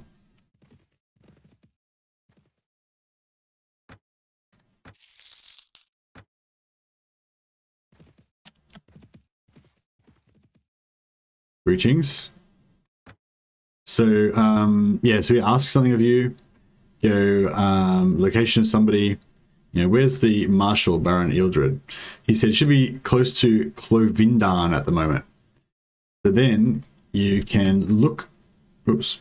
You can look around the map for Clovindan, or you can go to locations and then go down to Clovindan. And then do up here, show on map. And I'll show you where it is. And then we can just click there, and then we'll start going towards it. You spin hold down control and space at the same time to like fast forward your movement. Baron Ealdred, there he is. Baron Ealdred sends word he wishes to join his new military campaign. Bring at least 8 troops to the army and instruct to raise more men with all due haste if you do not have enough. Okay, cool. We will join your army. Thank you.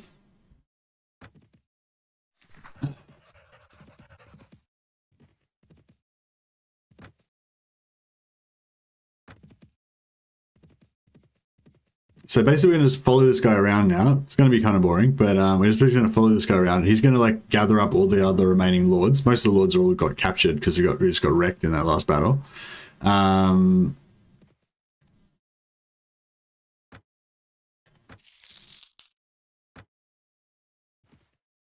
then we're just going to kind of rally the troops. So another thing we can do with this though is we can read our book. So we get near him, and then we go camp, and we go wait here for some time. We just kind of wait. Time passes, characters level up, we get experience, etc.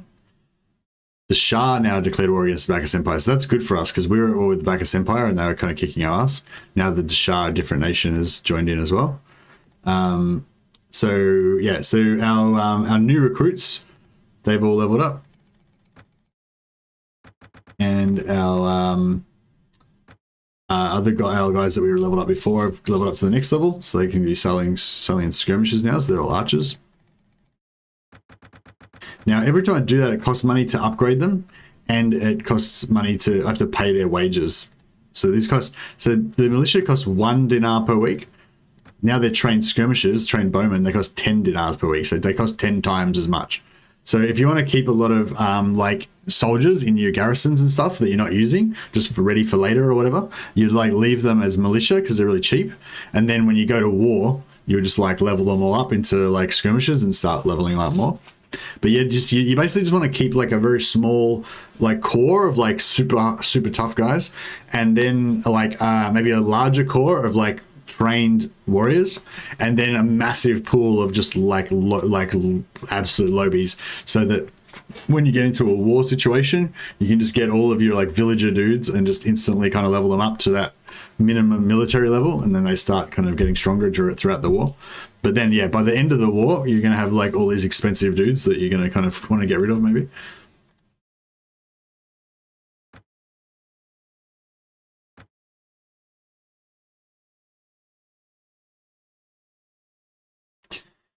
So I probably wouldn't worry too much about giving trainer to Sarah the Fox because she's going to get out leveled by a lot of the other characters.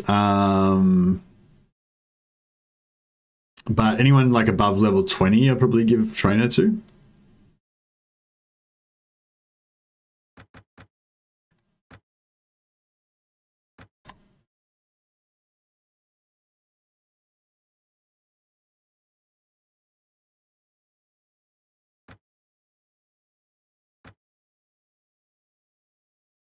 And yeah, and if we go into inventory now, we'll see our book. See, we've read 4% of it.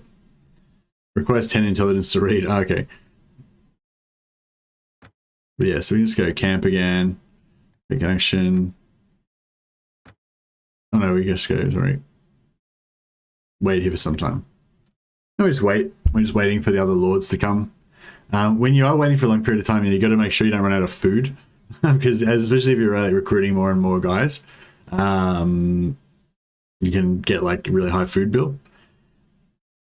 Okay, so just like wandered off now.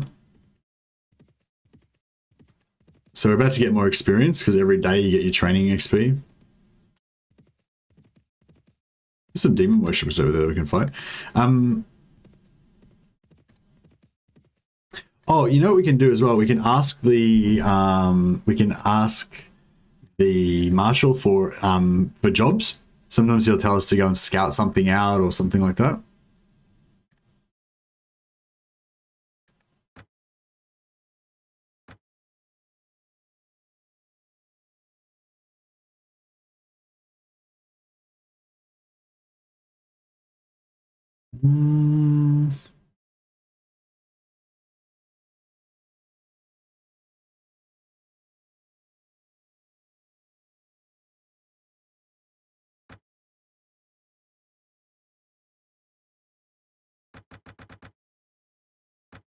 Yeah, we don't really have anything better to even right now, but we'll keep an eye out.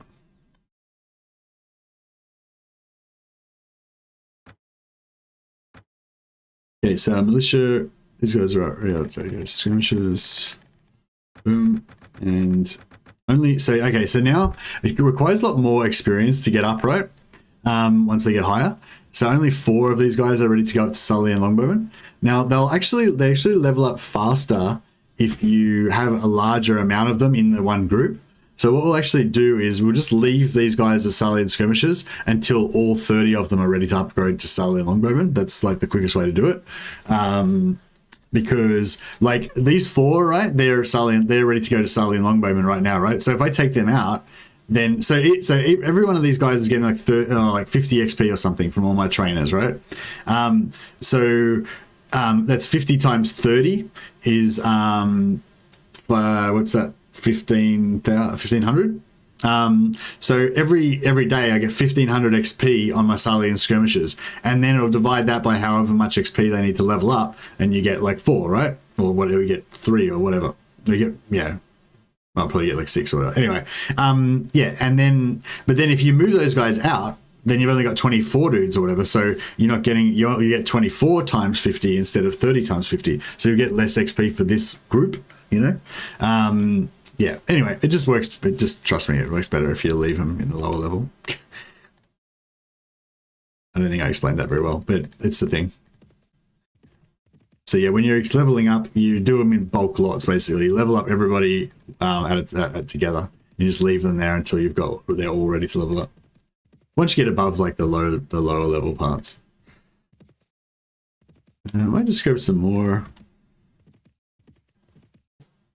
I don't know how many archers we want to get. Maybe we want to get about 50, I feel like, or at least 40 maybe.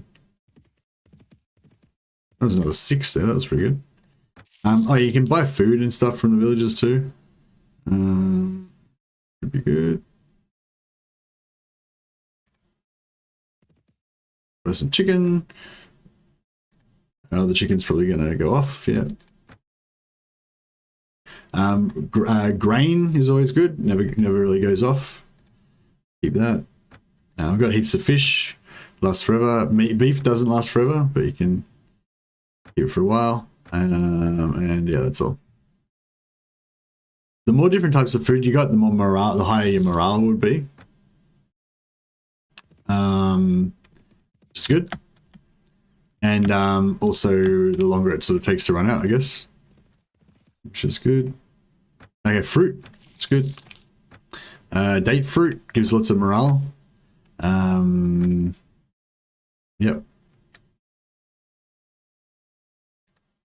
Get rid of rotten chicken.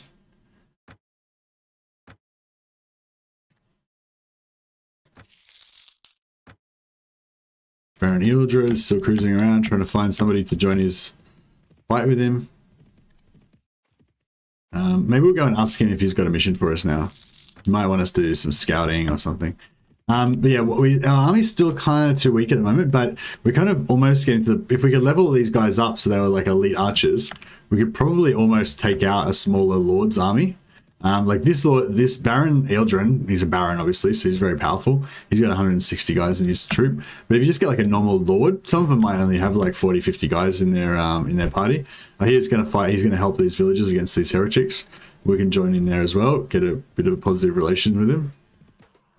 Yeah, so we rush today to the Quinn farmers. We can just attack with auto resolve this one. So yeah, we've got a bit of positive relation with Sarlian. Didn't really help us that much actually. That's fine. Oh, heretic shield. These are pretty strong shields.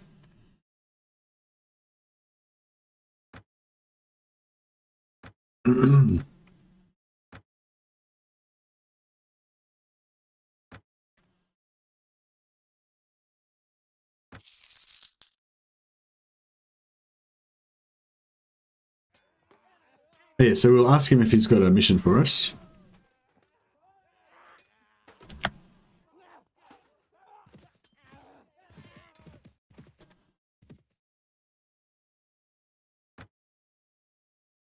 We are ready to join. Okay, so now we're like officially like following Baron's team.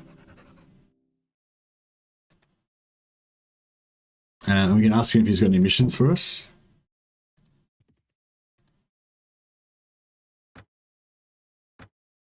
No, we can't. Alright, we just have to follow him around for a while.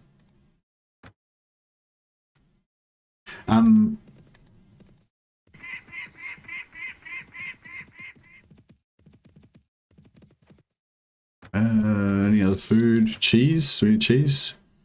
We've got heaps of cheese, but we'll get one more cheese just in case.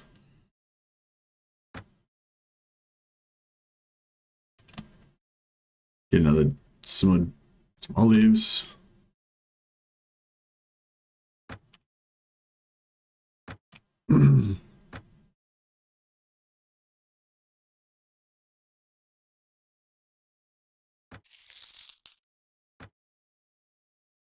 The Leslie's leveled up. We might need to restart.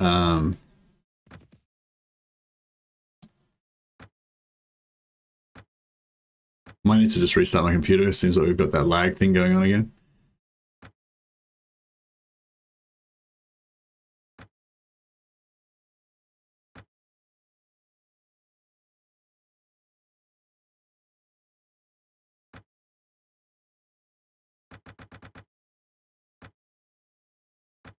Oh yeah, so we got Salient skirmishes, so now we've got 12 ready to be upgraded. So we only got 4 last time, so we got 8 more. So 2 more, couple more nights, and we'll get them upgraded. Right. Okay, so these guys are all. Okay, Baron Eldrin wants to talk to me, so he's got a mission for me, right? So we got to scout out Vidar, Shield Stormkeep, and Amirin. And report back. All right, can do. Yes, sir. Will do. So Shield Stormkeep is over here. There's Amir, and where's Vidar?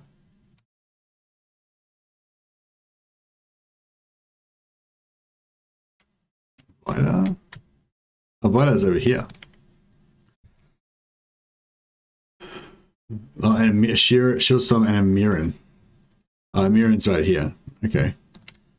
Well, I guess we'll do Shieldstorm first.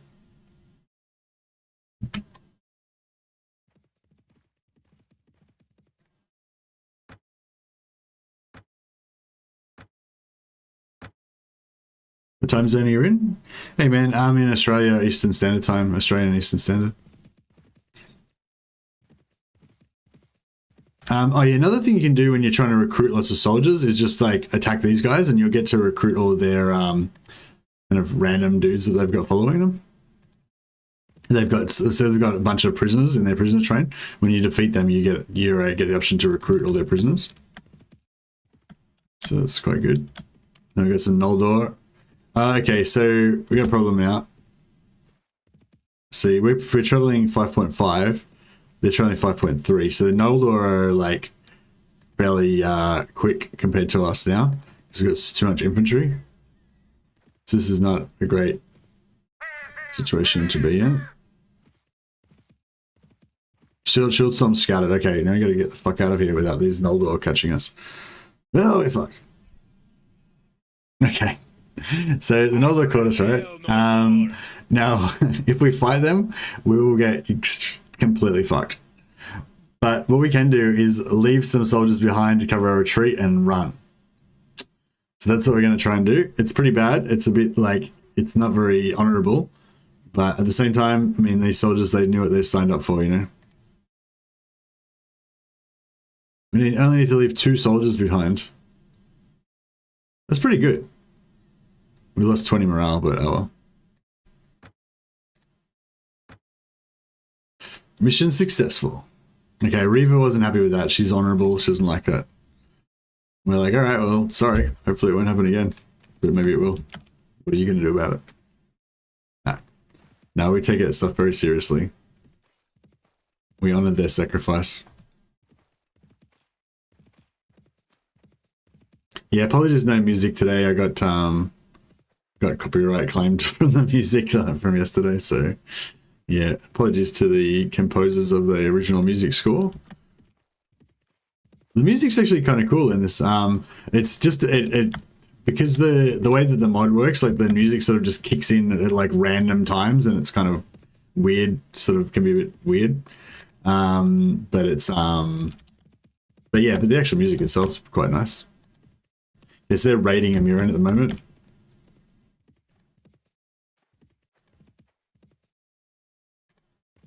Well, what?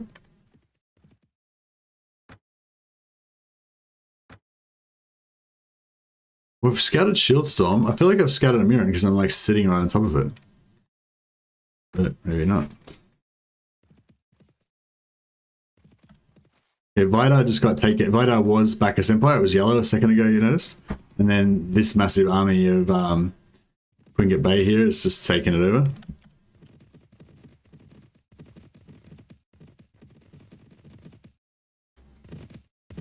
Cool.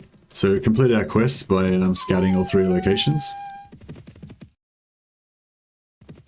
I enjoyed using the recruit prisoners tactic. Had an army of Skaven gunners before too long. That's pretty good. Is the Warhammer mod actually good? I feel like there are other mods, like, I don't know, like they're okay, but they just don't have that completeness that, oh shit.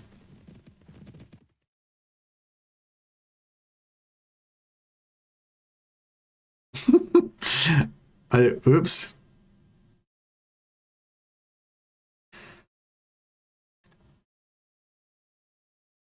Yes, this is not good.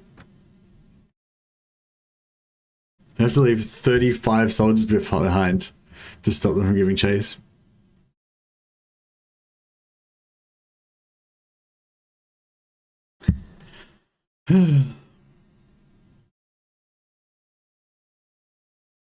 Yeah, so I didn't, because these trees were here, I didn't see this massive blob of yellow dudes. I thought it was just Baron Ealdrin there. Yeah, I know. Sorry. Hopefully it won't happen again. But yeah, so what you can fight. These fights are interesting. Like, you know, you can initiate. So, like right now, he's about to get Baron Ealdrin, and these guys are all within range to sort of catch up.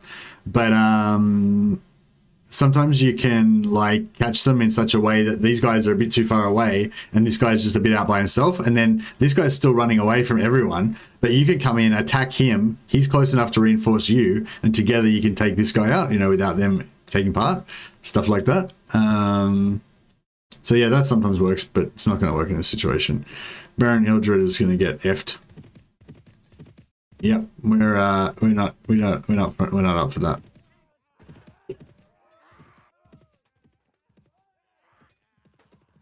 Maybe we should join the Empire after our month is up. They seem to be doing better. I mean, these petty kingdoms are just a means to an end for me. We need to set up our...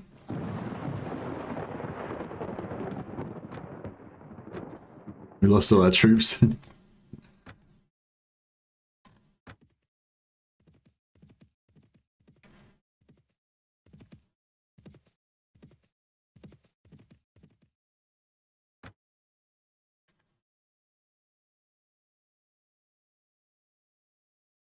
I say you've come through another battle unscathed. You're lucky. This Speak lord freely. is a fool. See, you can deliver this letter to Lord Othon and become friendly with this guy. You sort of, like, once you join a faction, you kind of spend your time kind of going around doing little quests and everything and trying to get friendly with these guys. But you don't really need to worry about it too much, because when you fight in a successful campaign, every time you fight in a battle with them, you'll get positive relations. Like if you fight on the same side. So yeah, I don't know if we will do that.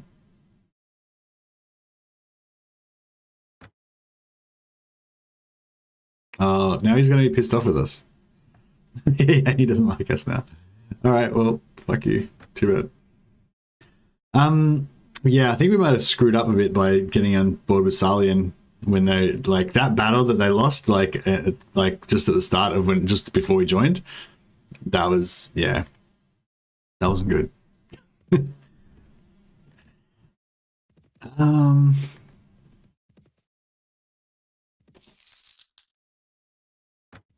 Not sure where we should go from here. Oh yeah, every time you put a point in intelligence, you get an extra skill point as well. So you get a skill point and a stat point when you level up, but if you put it in intelligence, you get another skill point, so you get 2 skill points. So that's quite good. So now we're up to 5. You can only level up these skills to whatever your primary stat is divided by 3. So now we've got 15 intelligence. We can upgrade our pathfinding and spotting to 5, which is a lot. Because before we were 4 plus 1, but 5 gives you plus 2. So now we're 5 plus 2. So before it was, our total was 5, and now our total's 7. So that's a lot better, obviously.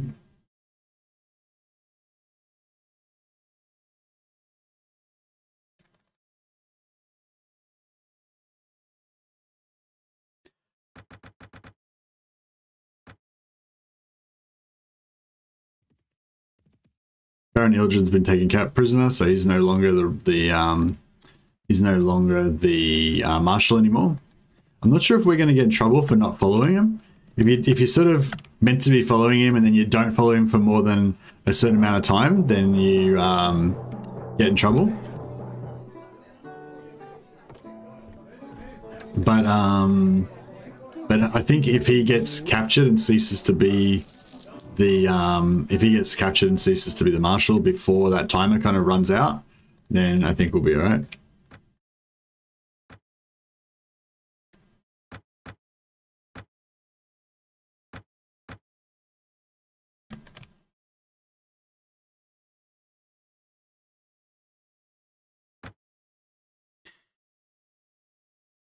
I usually don't put a ton of points into pathfinding or spotting because you can train your followers to do that.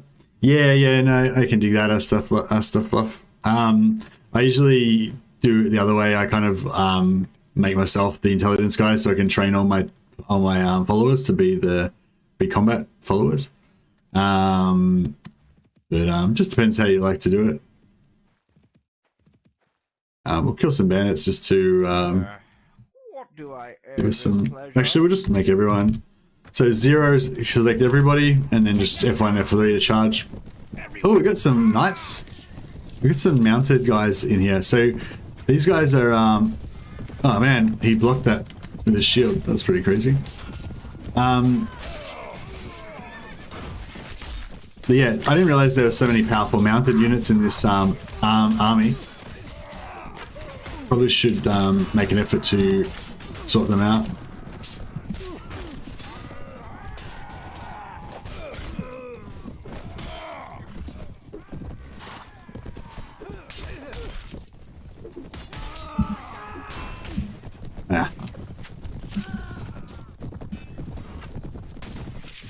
Oh, okay, well we made short work of them.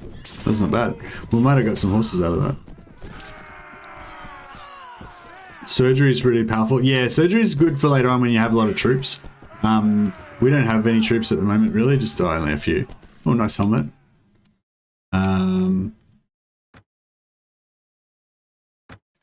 Nice armor. These sledgehammers are kind of cool. They're really short range, but they do heaps of damage and they knock dudes over and stuff. Strong hunting bow. Nah, that's pretty shit. Get some of these. 15. No, that's not very good. 66. Well, that's pretty good actually for a 3 shield.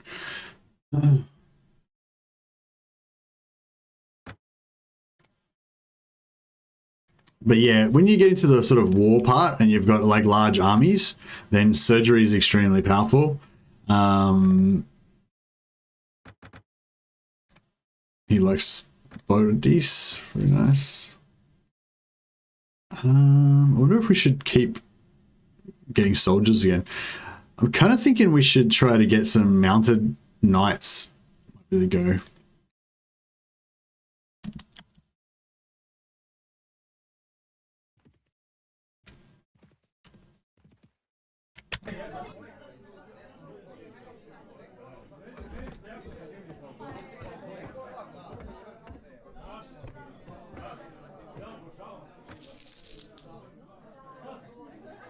Mercenaries, gold bar.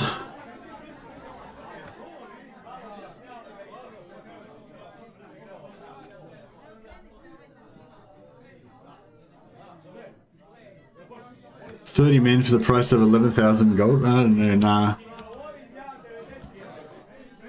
Yeah, I don't know. I wouldn't mind really trying to get some. Well, yeah, tactics. I've got that covered by Sir Alistair. He's got 7 tactics, but I might get my tactics up to like 5 or something, just so it can like boost his a little bit.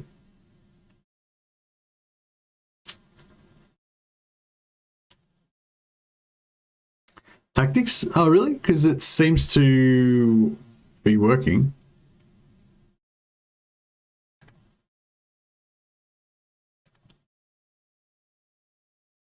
I don't think tactics is one of those skills. I think tactics works party wide. See, tactics 6+1. See, it's tactics is a party skill. But some are not party skills, like leadership is not a party skill. Yeah, I think leadership is not a party skill. Leader skill, yeah, see, that says leader skill.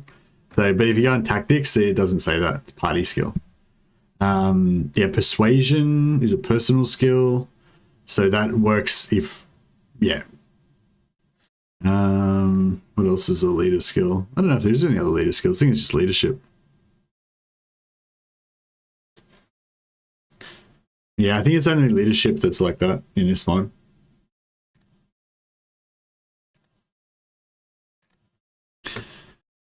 I'm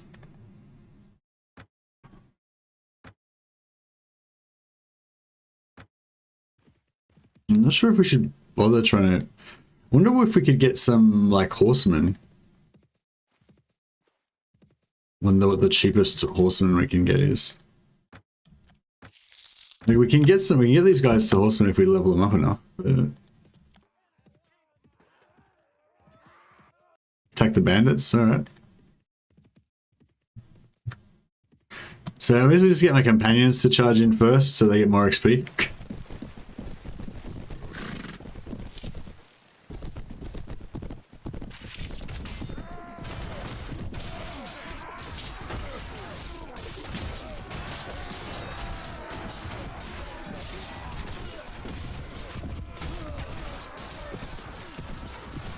Yeah, there's a lot of, the sound is quite good, like, you know, because you get a lot of feedback from the sound, because a lot of time you swing, but then you can't actually see, like, you kind of line it up when you're coming towards the guy, but then as you hit him, like, he sort of goes past out of your angle of vision, so you don't actually see them.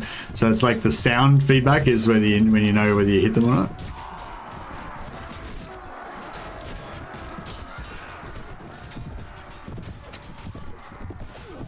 Guy's got like super heavy armor and these villagers can't do any damage to him. They're still doing like 1 damage to him. And there he goes, the Reaver's into him.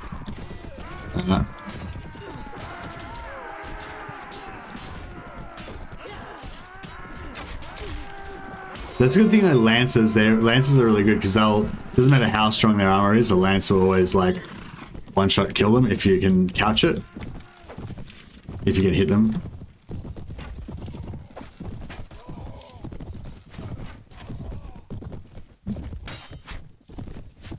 And certain weapons do more armor piercing and stuff. That varies for all different mods though. So all mods have their own different balancing and stuff. It's just Rogue Knight, super hard to kill. He's shooting me with arrows now. Fuck.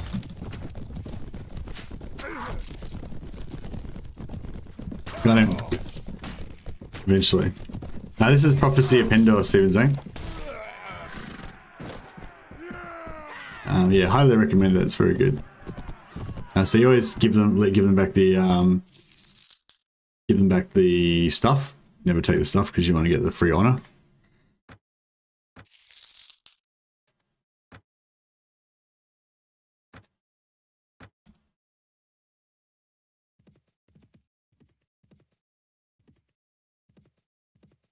I'm not sure if you can... How do you tell... I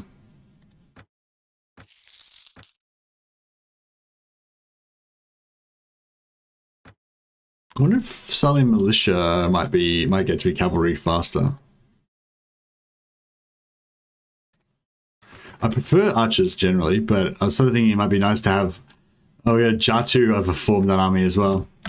So there's all these like big armies cruising around everywhere now.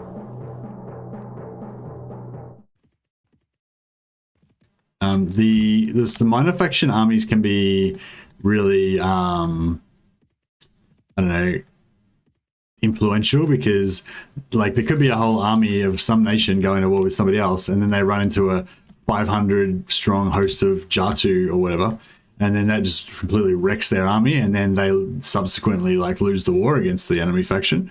So yeah, so having lots of these kind of random armies roaming around the map can actually have quite a strong effect on the game.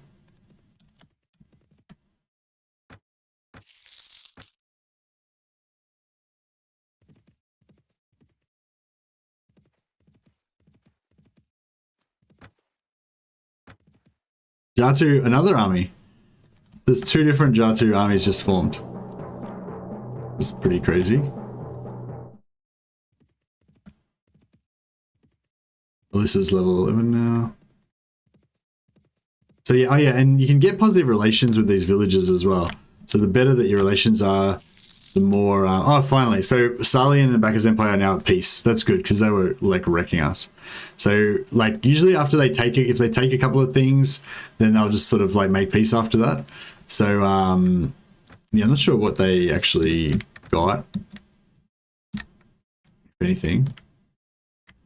Philindane Castle, maybe? Yeah, I'm not too sure. Maybe Salian had taken some stuff initially and they took it back or something like that. But yeah, now they're at war with each other, so... there might be a class system in the camp menu. There is a class thing somewhere, I just can't remember where it is now. No. Oh, yeah, so you can look at your army. You can, like, get into a battle and just, like, look at your dudes. It's pretty cool.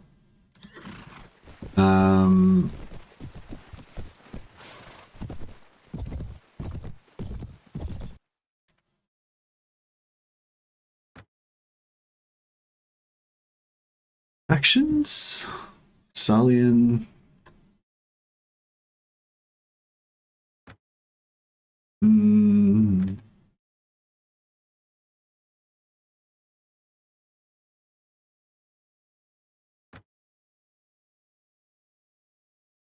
Yeah, I don't know. Somewhere around here you can do something. Oh wow, this is the Pendor map. It's pretty cool. I've never actually seen this before.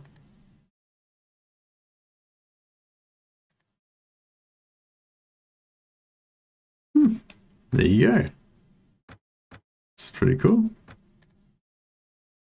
Troop trees, here we go.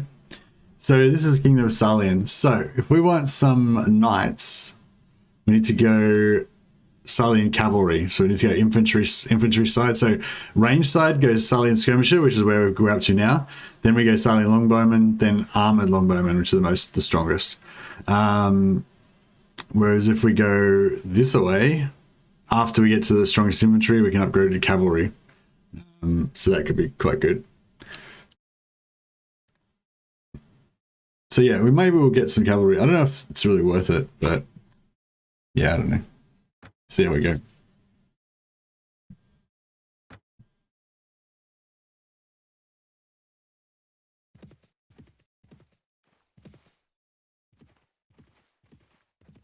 Thanks, Bill. Yeah, we got there eventually. It was hard work. Apologies to anyone who like knew where that was the whole time and just waiting for me to find it.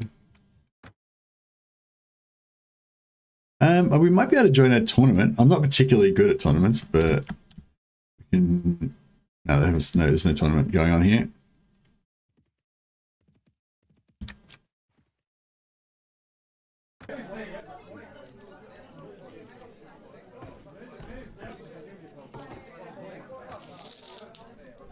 Okay, we've got a fair bit of kind of random gear.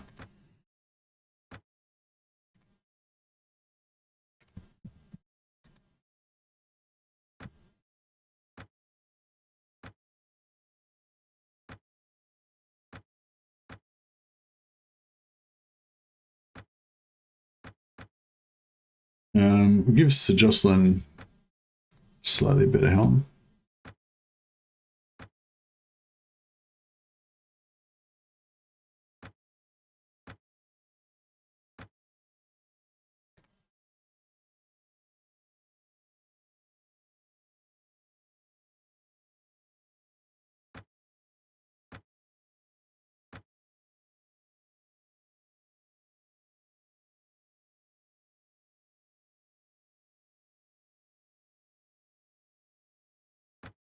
Hopefully new Mount Blade will have mods like this someday. Yeah. Well, they're talking about it. So Saxon Dragon, the lead on this mod, has said he's like looking into it.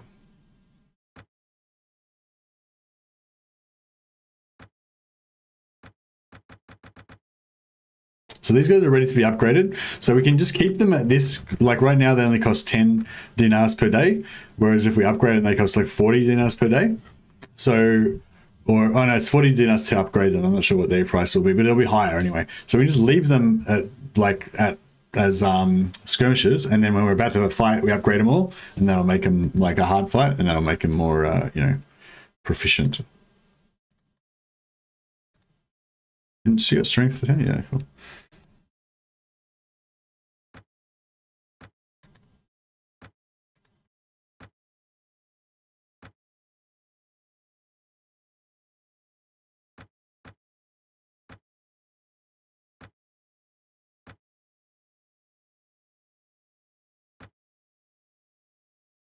I think 15.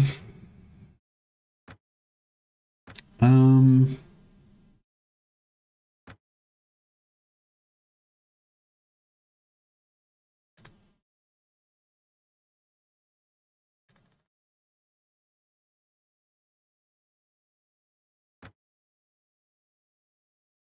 the holidays? Yeah. Warhammer mod looks cool, but still very early in development. Yeah, the thing, it's going to be like years before the mods catch up in Bannerlord, unfortunately. Yeah,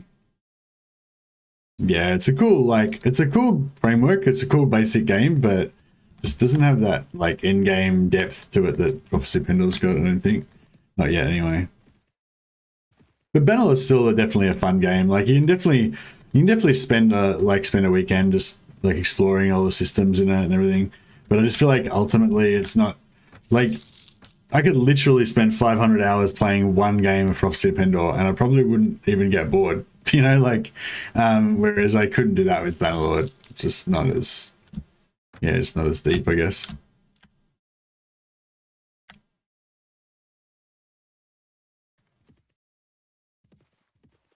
I didn't make it. All right, we've got a little army now. Now we'll upgrade these guys towards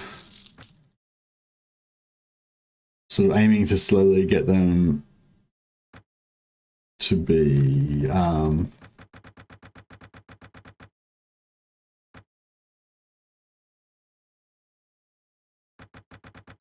cavalry. Bannerlord multiplayer is pretty fun, but that's about it. Ah, okay.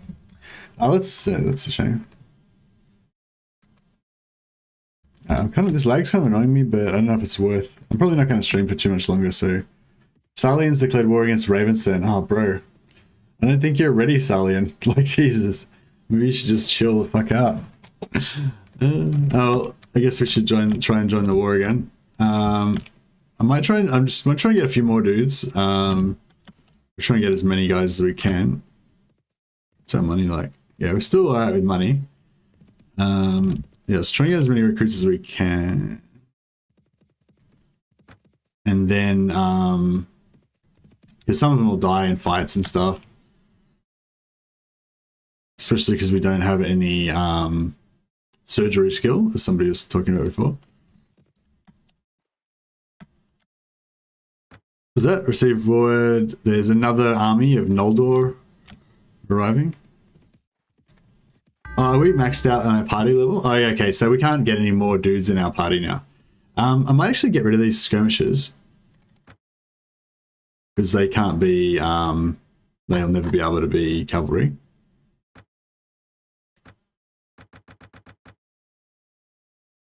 Okay. Fine.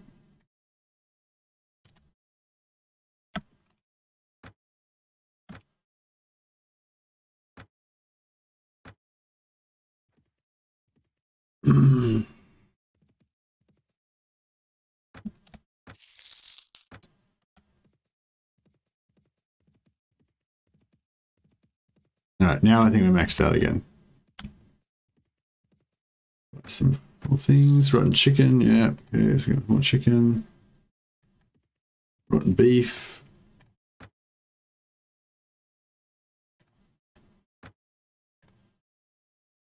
Grapes.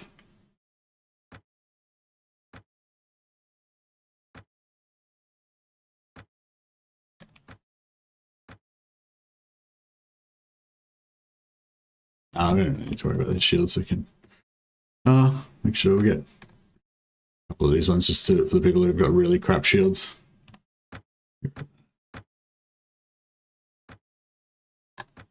Now you can get rid of some of these horses. Get rid of Saddle Horse.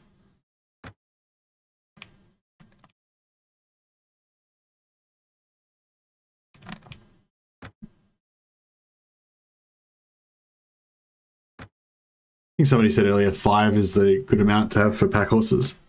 I don't know if that's correct or not, but go for it. Okay, so how are our militia going? So our recruits up, militia, and level up. And then these guys, we'll just leave these guys until they will like level them all up together. As we were talking about before, they level faster if you do them in groups. 12 strength. All right, so he's got 4 surgery. I could give him intelligence, more intelligence, 15 intelligence, so he could get 15 surgery, 5 surgery, which would be good.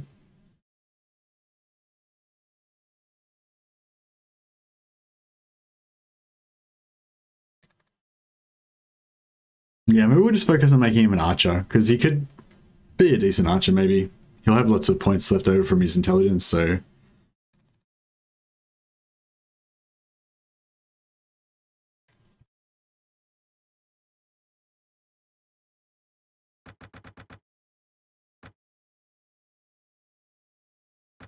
give him a back shield as well. Stab him in his back shield. Okay.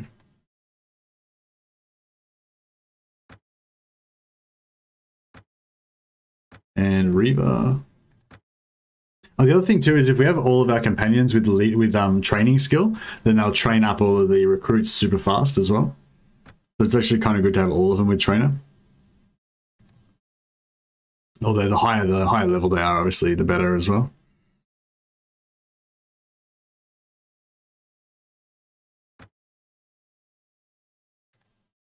Three riding is good because that gives you access to the armored horses.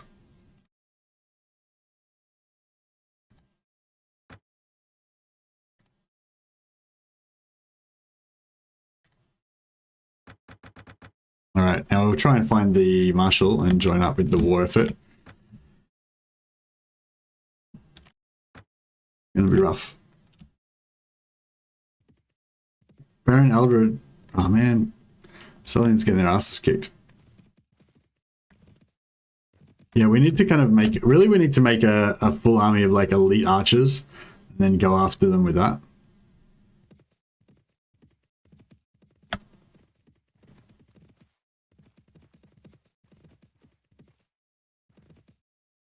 These guys, the Doomed guides, they look pretty hot, and also they have Doom maces, and they have this sexy bikini armor as well. If you want to dress up all your female characters in bikini armor, it's actually quite high armor rating.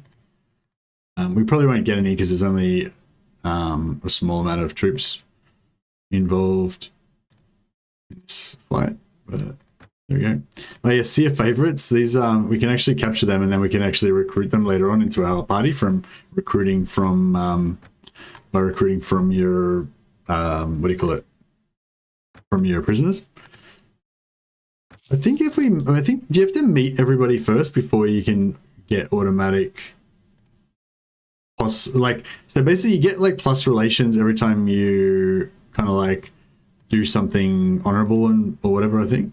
But possibly you have to meet them before it happens. I'm not sure.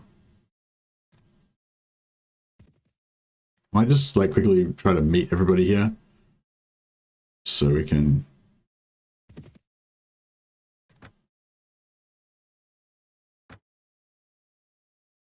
make sure that we're all friends.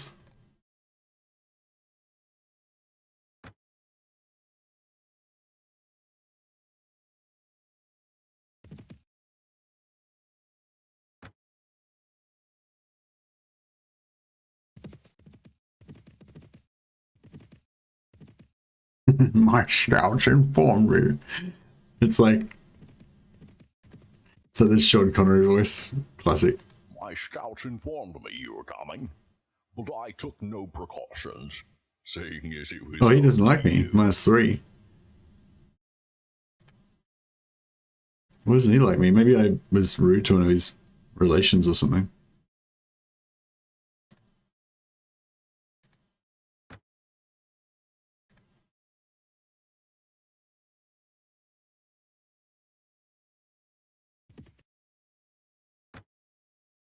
Everyone's a -3 with me.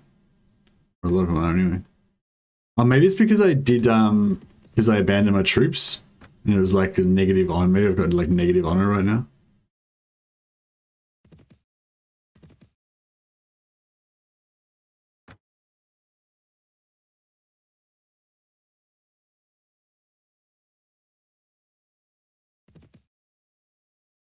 I don't think King really likes this much either, does he?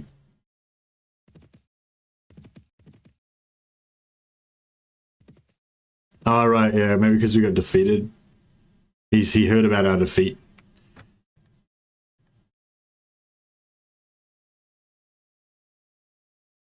We have to capture 6 Ravenstern Knights. No, that's not a good deal because Ravenstern Knights are quite high ranking. Levers capture like, if I need to capture like 6 Ravenstern recruits or something, that would be really easy to get, you know. But that's going to be quite hard to get like knights. So yeah. Now he doesn't like me even more because I failed. So the other thing about those is that you can actually take those missions, and if the war with Sarlian ends before the timer runs out, then you don't get the negative. You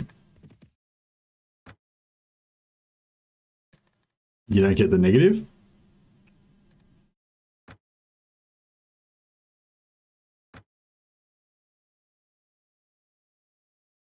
$40 are ready to be upgraded. I say now I'm going to upgrade these guys because if I didn't, then I would lose next time. There'd be more than like 8 would get leveled up, so I'd actually lose some. So I'll just like upgrade most of them.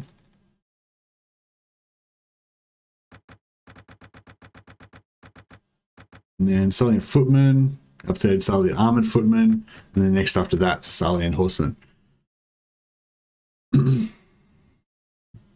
All this is quite expensive as well, by the way, so we're like losing a lot of money doing this.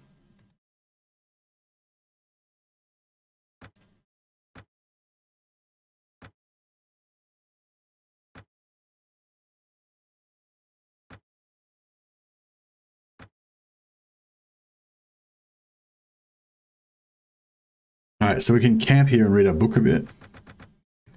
We wait.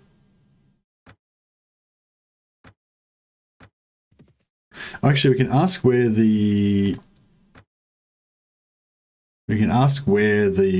marshal is.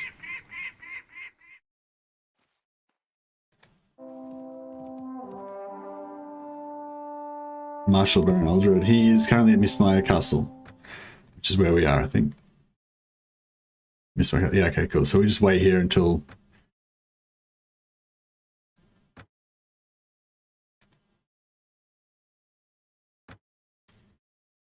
I'm sure it said Baron Aldred then.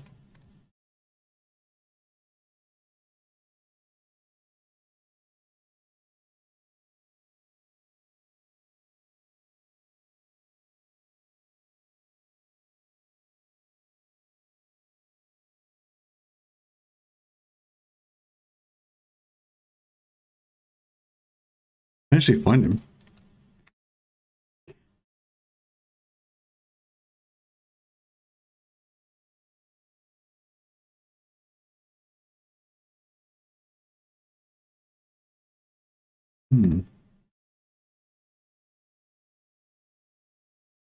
No. Oh, well, he's in there somewhere. We'll just wait for him. So I'm reading my book so I get +1 intelligence, which will give me another skill point. Oh, here we go. We're off. We're on campaign.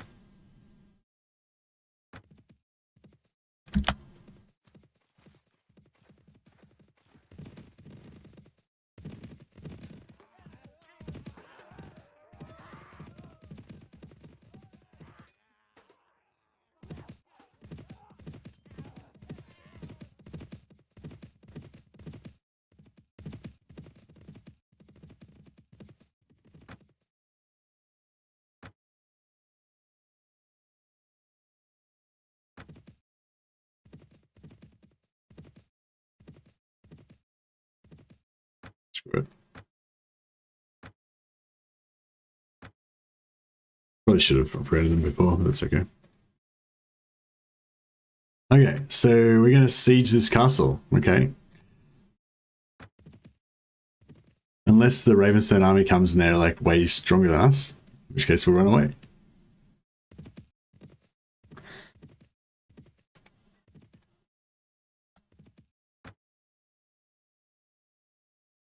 Let's see how much food we got left.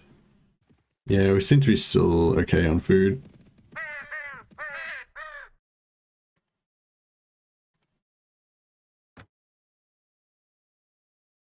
So we want to kind of stay with the army. Demonic warriors have raised an army. So there's all these like mad, big, giant armies roaming around that are pretty scary.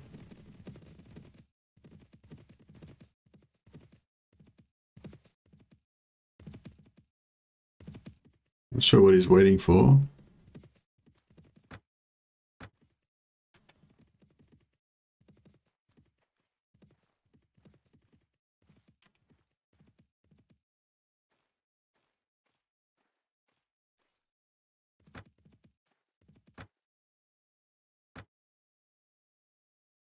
Thanks, Look Monkey.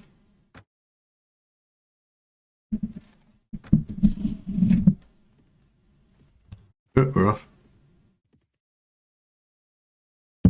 So we got paid by the Kingdom of Salian, 1700, and our wages were only 1200, so we made a profit on that.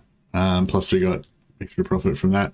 Our Ironworks at Cinderfall is under sequestration, which means that we don't get money because we're at war with Salian, who owns Cinderfall. But our finances are still in pretty good shape.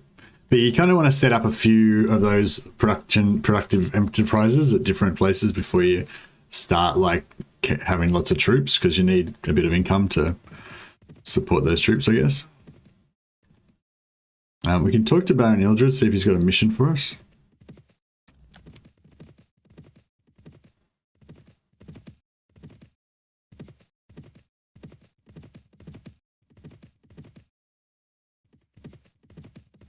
Okay, this is pretty cool. The village of Talberg needs to be taxed.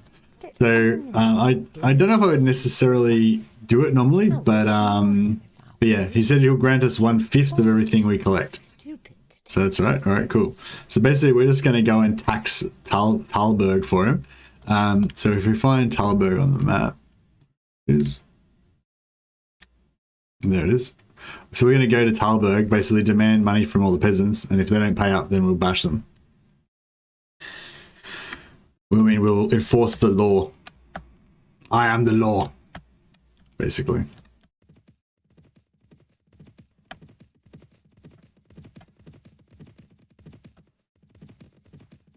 Maybe we get some bandits. So these guys are in range to reinforce. So if we actually get these bandits, he should come in too.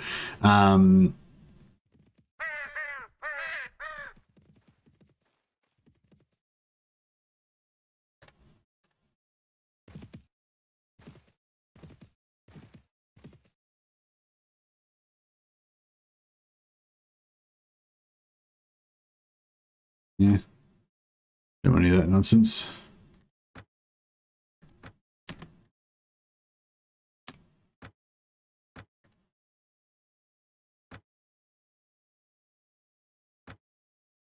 Oh yeah, so if we go camp and then we go take an action, is it?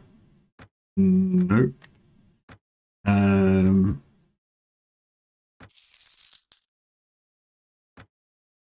I thought you could.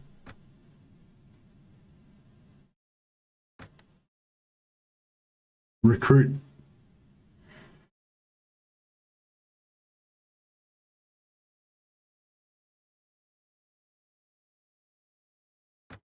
I thought there should be an option here to recruit from your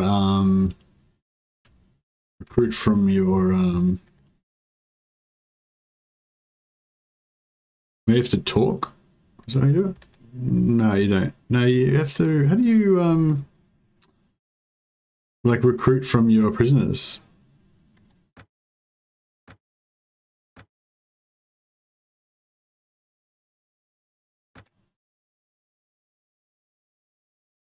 Don't know.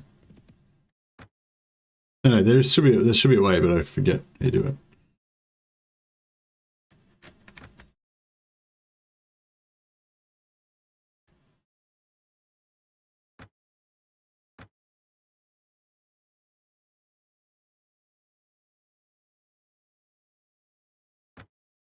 You talk to them in vanilla? Yeah, no, I think you do it through a menu or something in this, but I can't remember how now. No.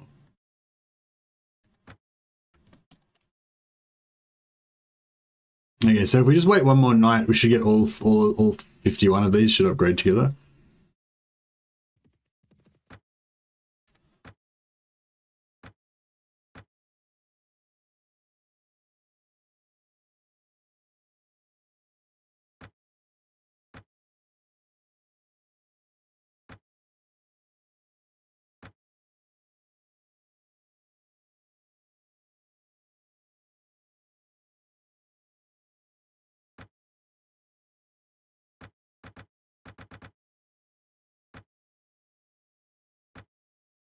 Okay, now we click the taxes. We should be able to read our book a bit more as well and level up our dudes.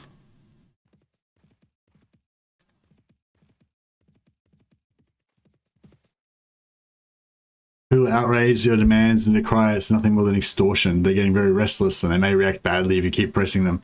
Ignore them and continue collecting the taxes. It is their lord's rightful due.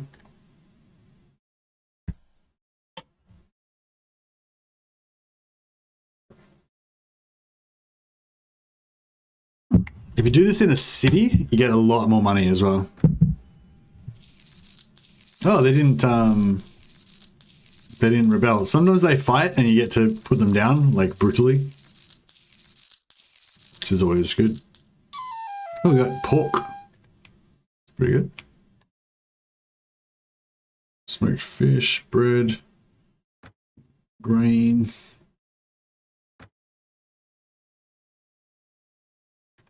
Get some fresh chicken. Date fruit. It's good. Is that fruit? Get another fruit.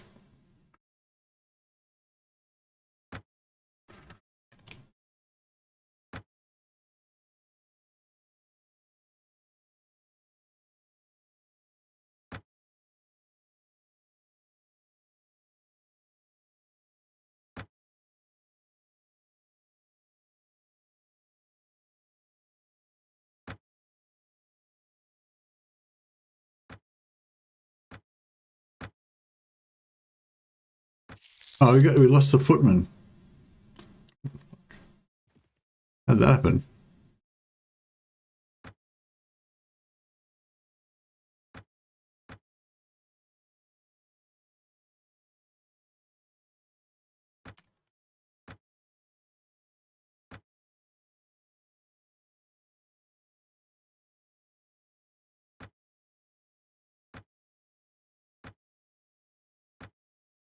All right, we'll go and try and sell these prisoners, and then we'll... Oh, shit! Oh, that's right. There's only 26 of them. I thought we ran to, like, a massive army. Sometimes there's, like, 400 of them going in a massive army. I didn't see them because I guess, I don't know, I wasn't looking. But yeah, that was pretty rough. Anyway.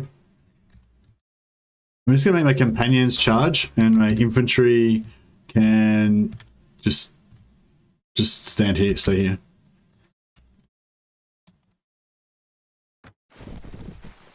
So a companion's going to charge in, get some XP.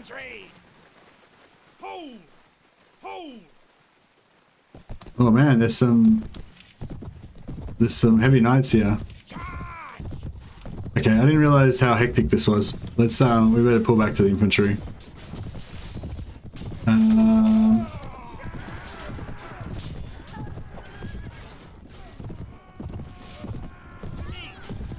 The infantry are gonna like block us.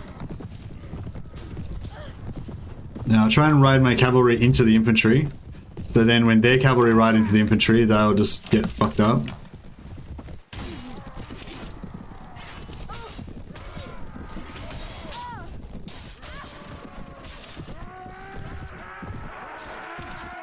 The footmen are getting them. See, when you mob cavalry like this, the footmen do alright. It's just when the cavalry are like, when the footmen are spread out and the cavalry are kind of like roaming through them, that's not good.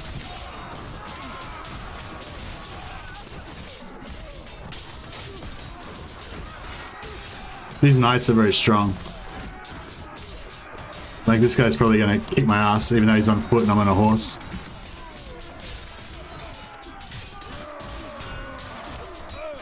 Fuck. I'm gonna pull him into this infantry so that they can help me out.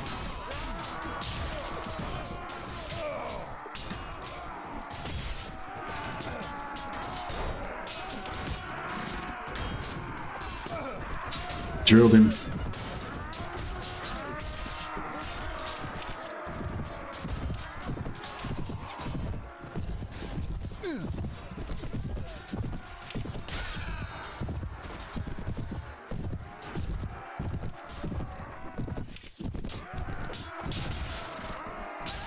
Shit. Alright, we're getting them, we're getting them. As long as we keep together.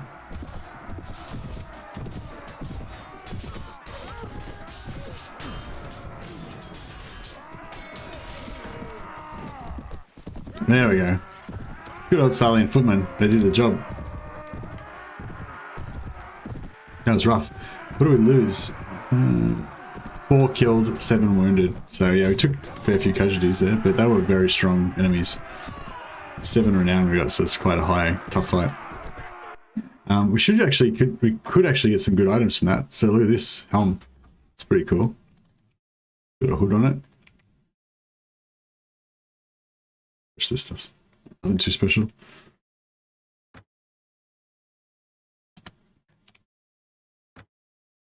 You get farmers, they can level up and become infantry and stuff. Get one just to show that off. Celestere, he's a bit of an evil dude. We'll give him this scary looking black helmet.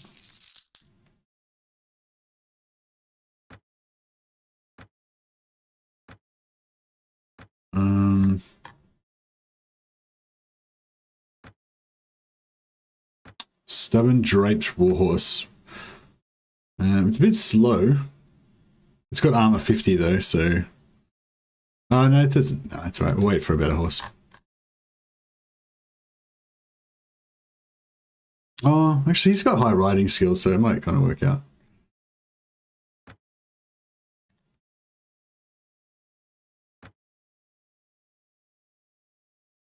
$42 ready to upgrade. All right, well, I think that's good enough.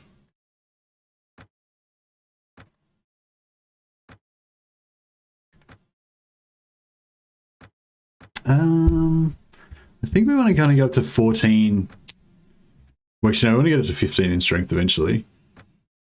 But yeah, maybe we'll go to strength first because that will give us the ability to use better equipment.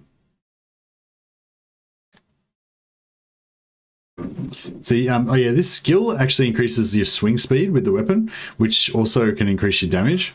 So yeah, you say you got your iron, you got your power strike that increases your damage, but then you also just getting better with the weapon kind of increases your damage indirectly as well. So this goes a Pendor recruit. So here we can start getting some Salian cavalry, but we'll keep them all together, obviously. So.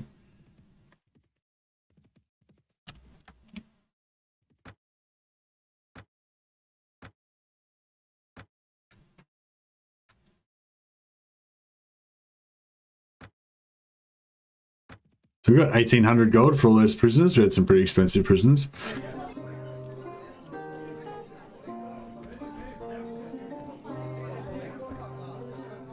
Go to some of this stuff. Your flavor of trouble. What do you want?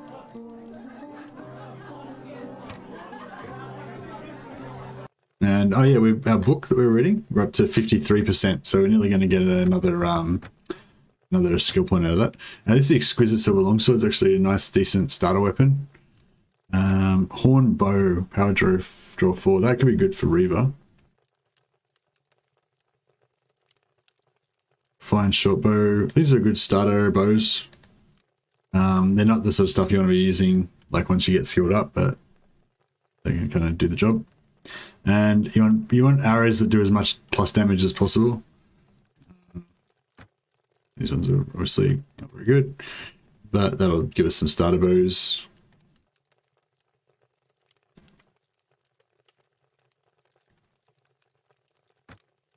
So Reba has got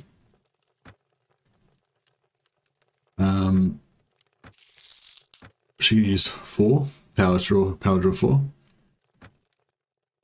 and the other one's power draw 3. Don't know if anyone else has got power draw 3 yet.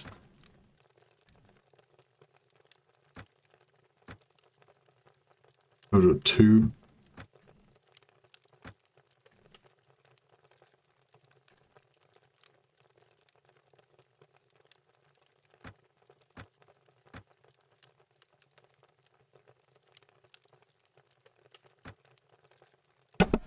Hey guys, it's probably about my dinner time actually, so I better go and make some food for myself and Mrs. Mercy. Yeah, I hope you guys enjoyed this second episode of Prophecy of Pendor. We kind of got into the mid game now, not really properly. I wasn't really kind of prepared properly, but we're sort of getting there now. We'll get our units we'll get our roaming band of riders. Once you got like a full stack of cav kind of cruising around, it's it's quite good for just kind of crushing weak enemies fast, I guess. Have you watched the new Witcher season? Yeah, I have. Yeah, that was alright. I feel like it didn't have quite as much of an emotional kick as the first season. I thought the romance between Geralt and Yennefer in the first season was really strong. The second season was okay. Like the production values and all that was quite good. But the storyline I didn't think was quite as good. But it was still, it was worthy. And it like introduced, Kaer Morhen and some of the other Witcher characters and all that kind of stuff. Kind of expanded the world, and I thought it was quite cool.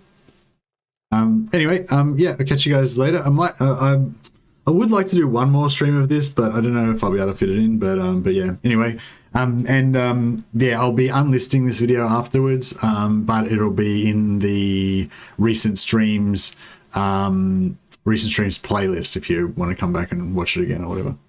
All right, thanks a lot guys, have a good day, and we'll be back with Warhammer next stream.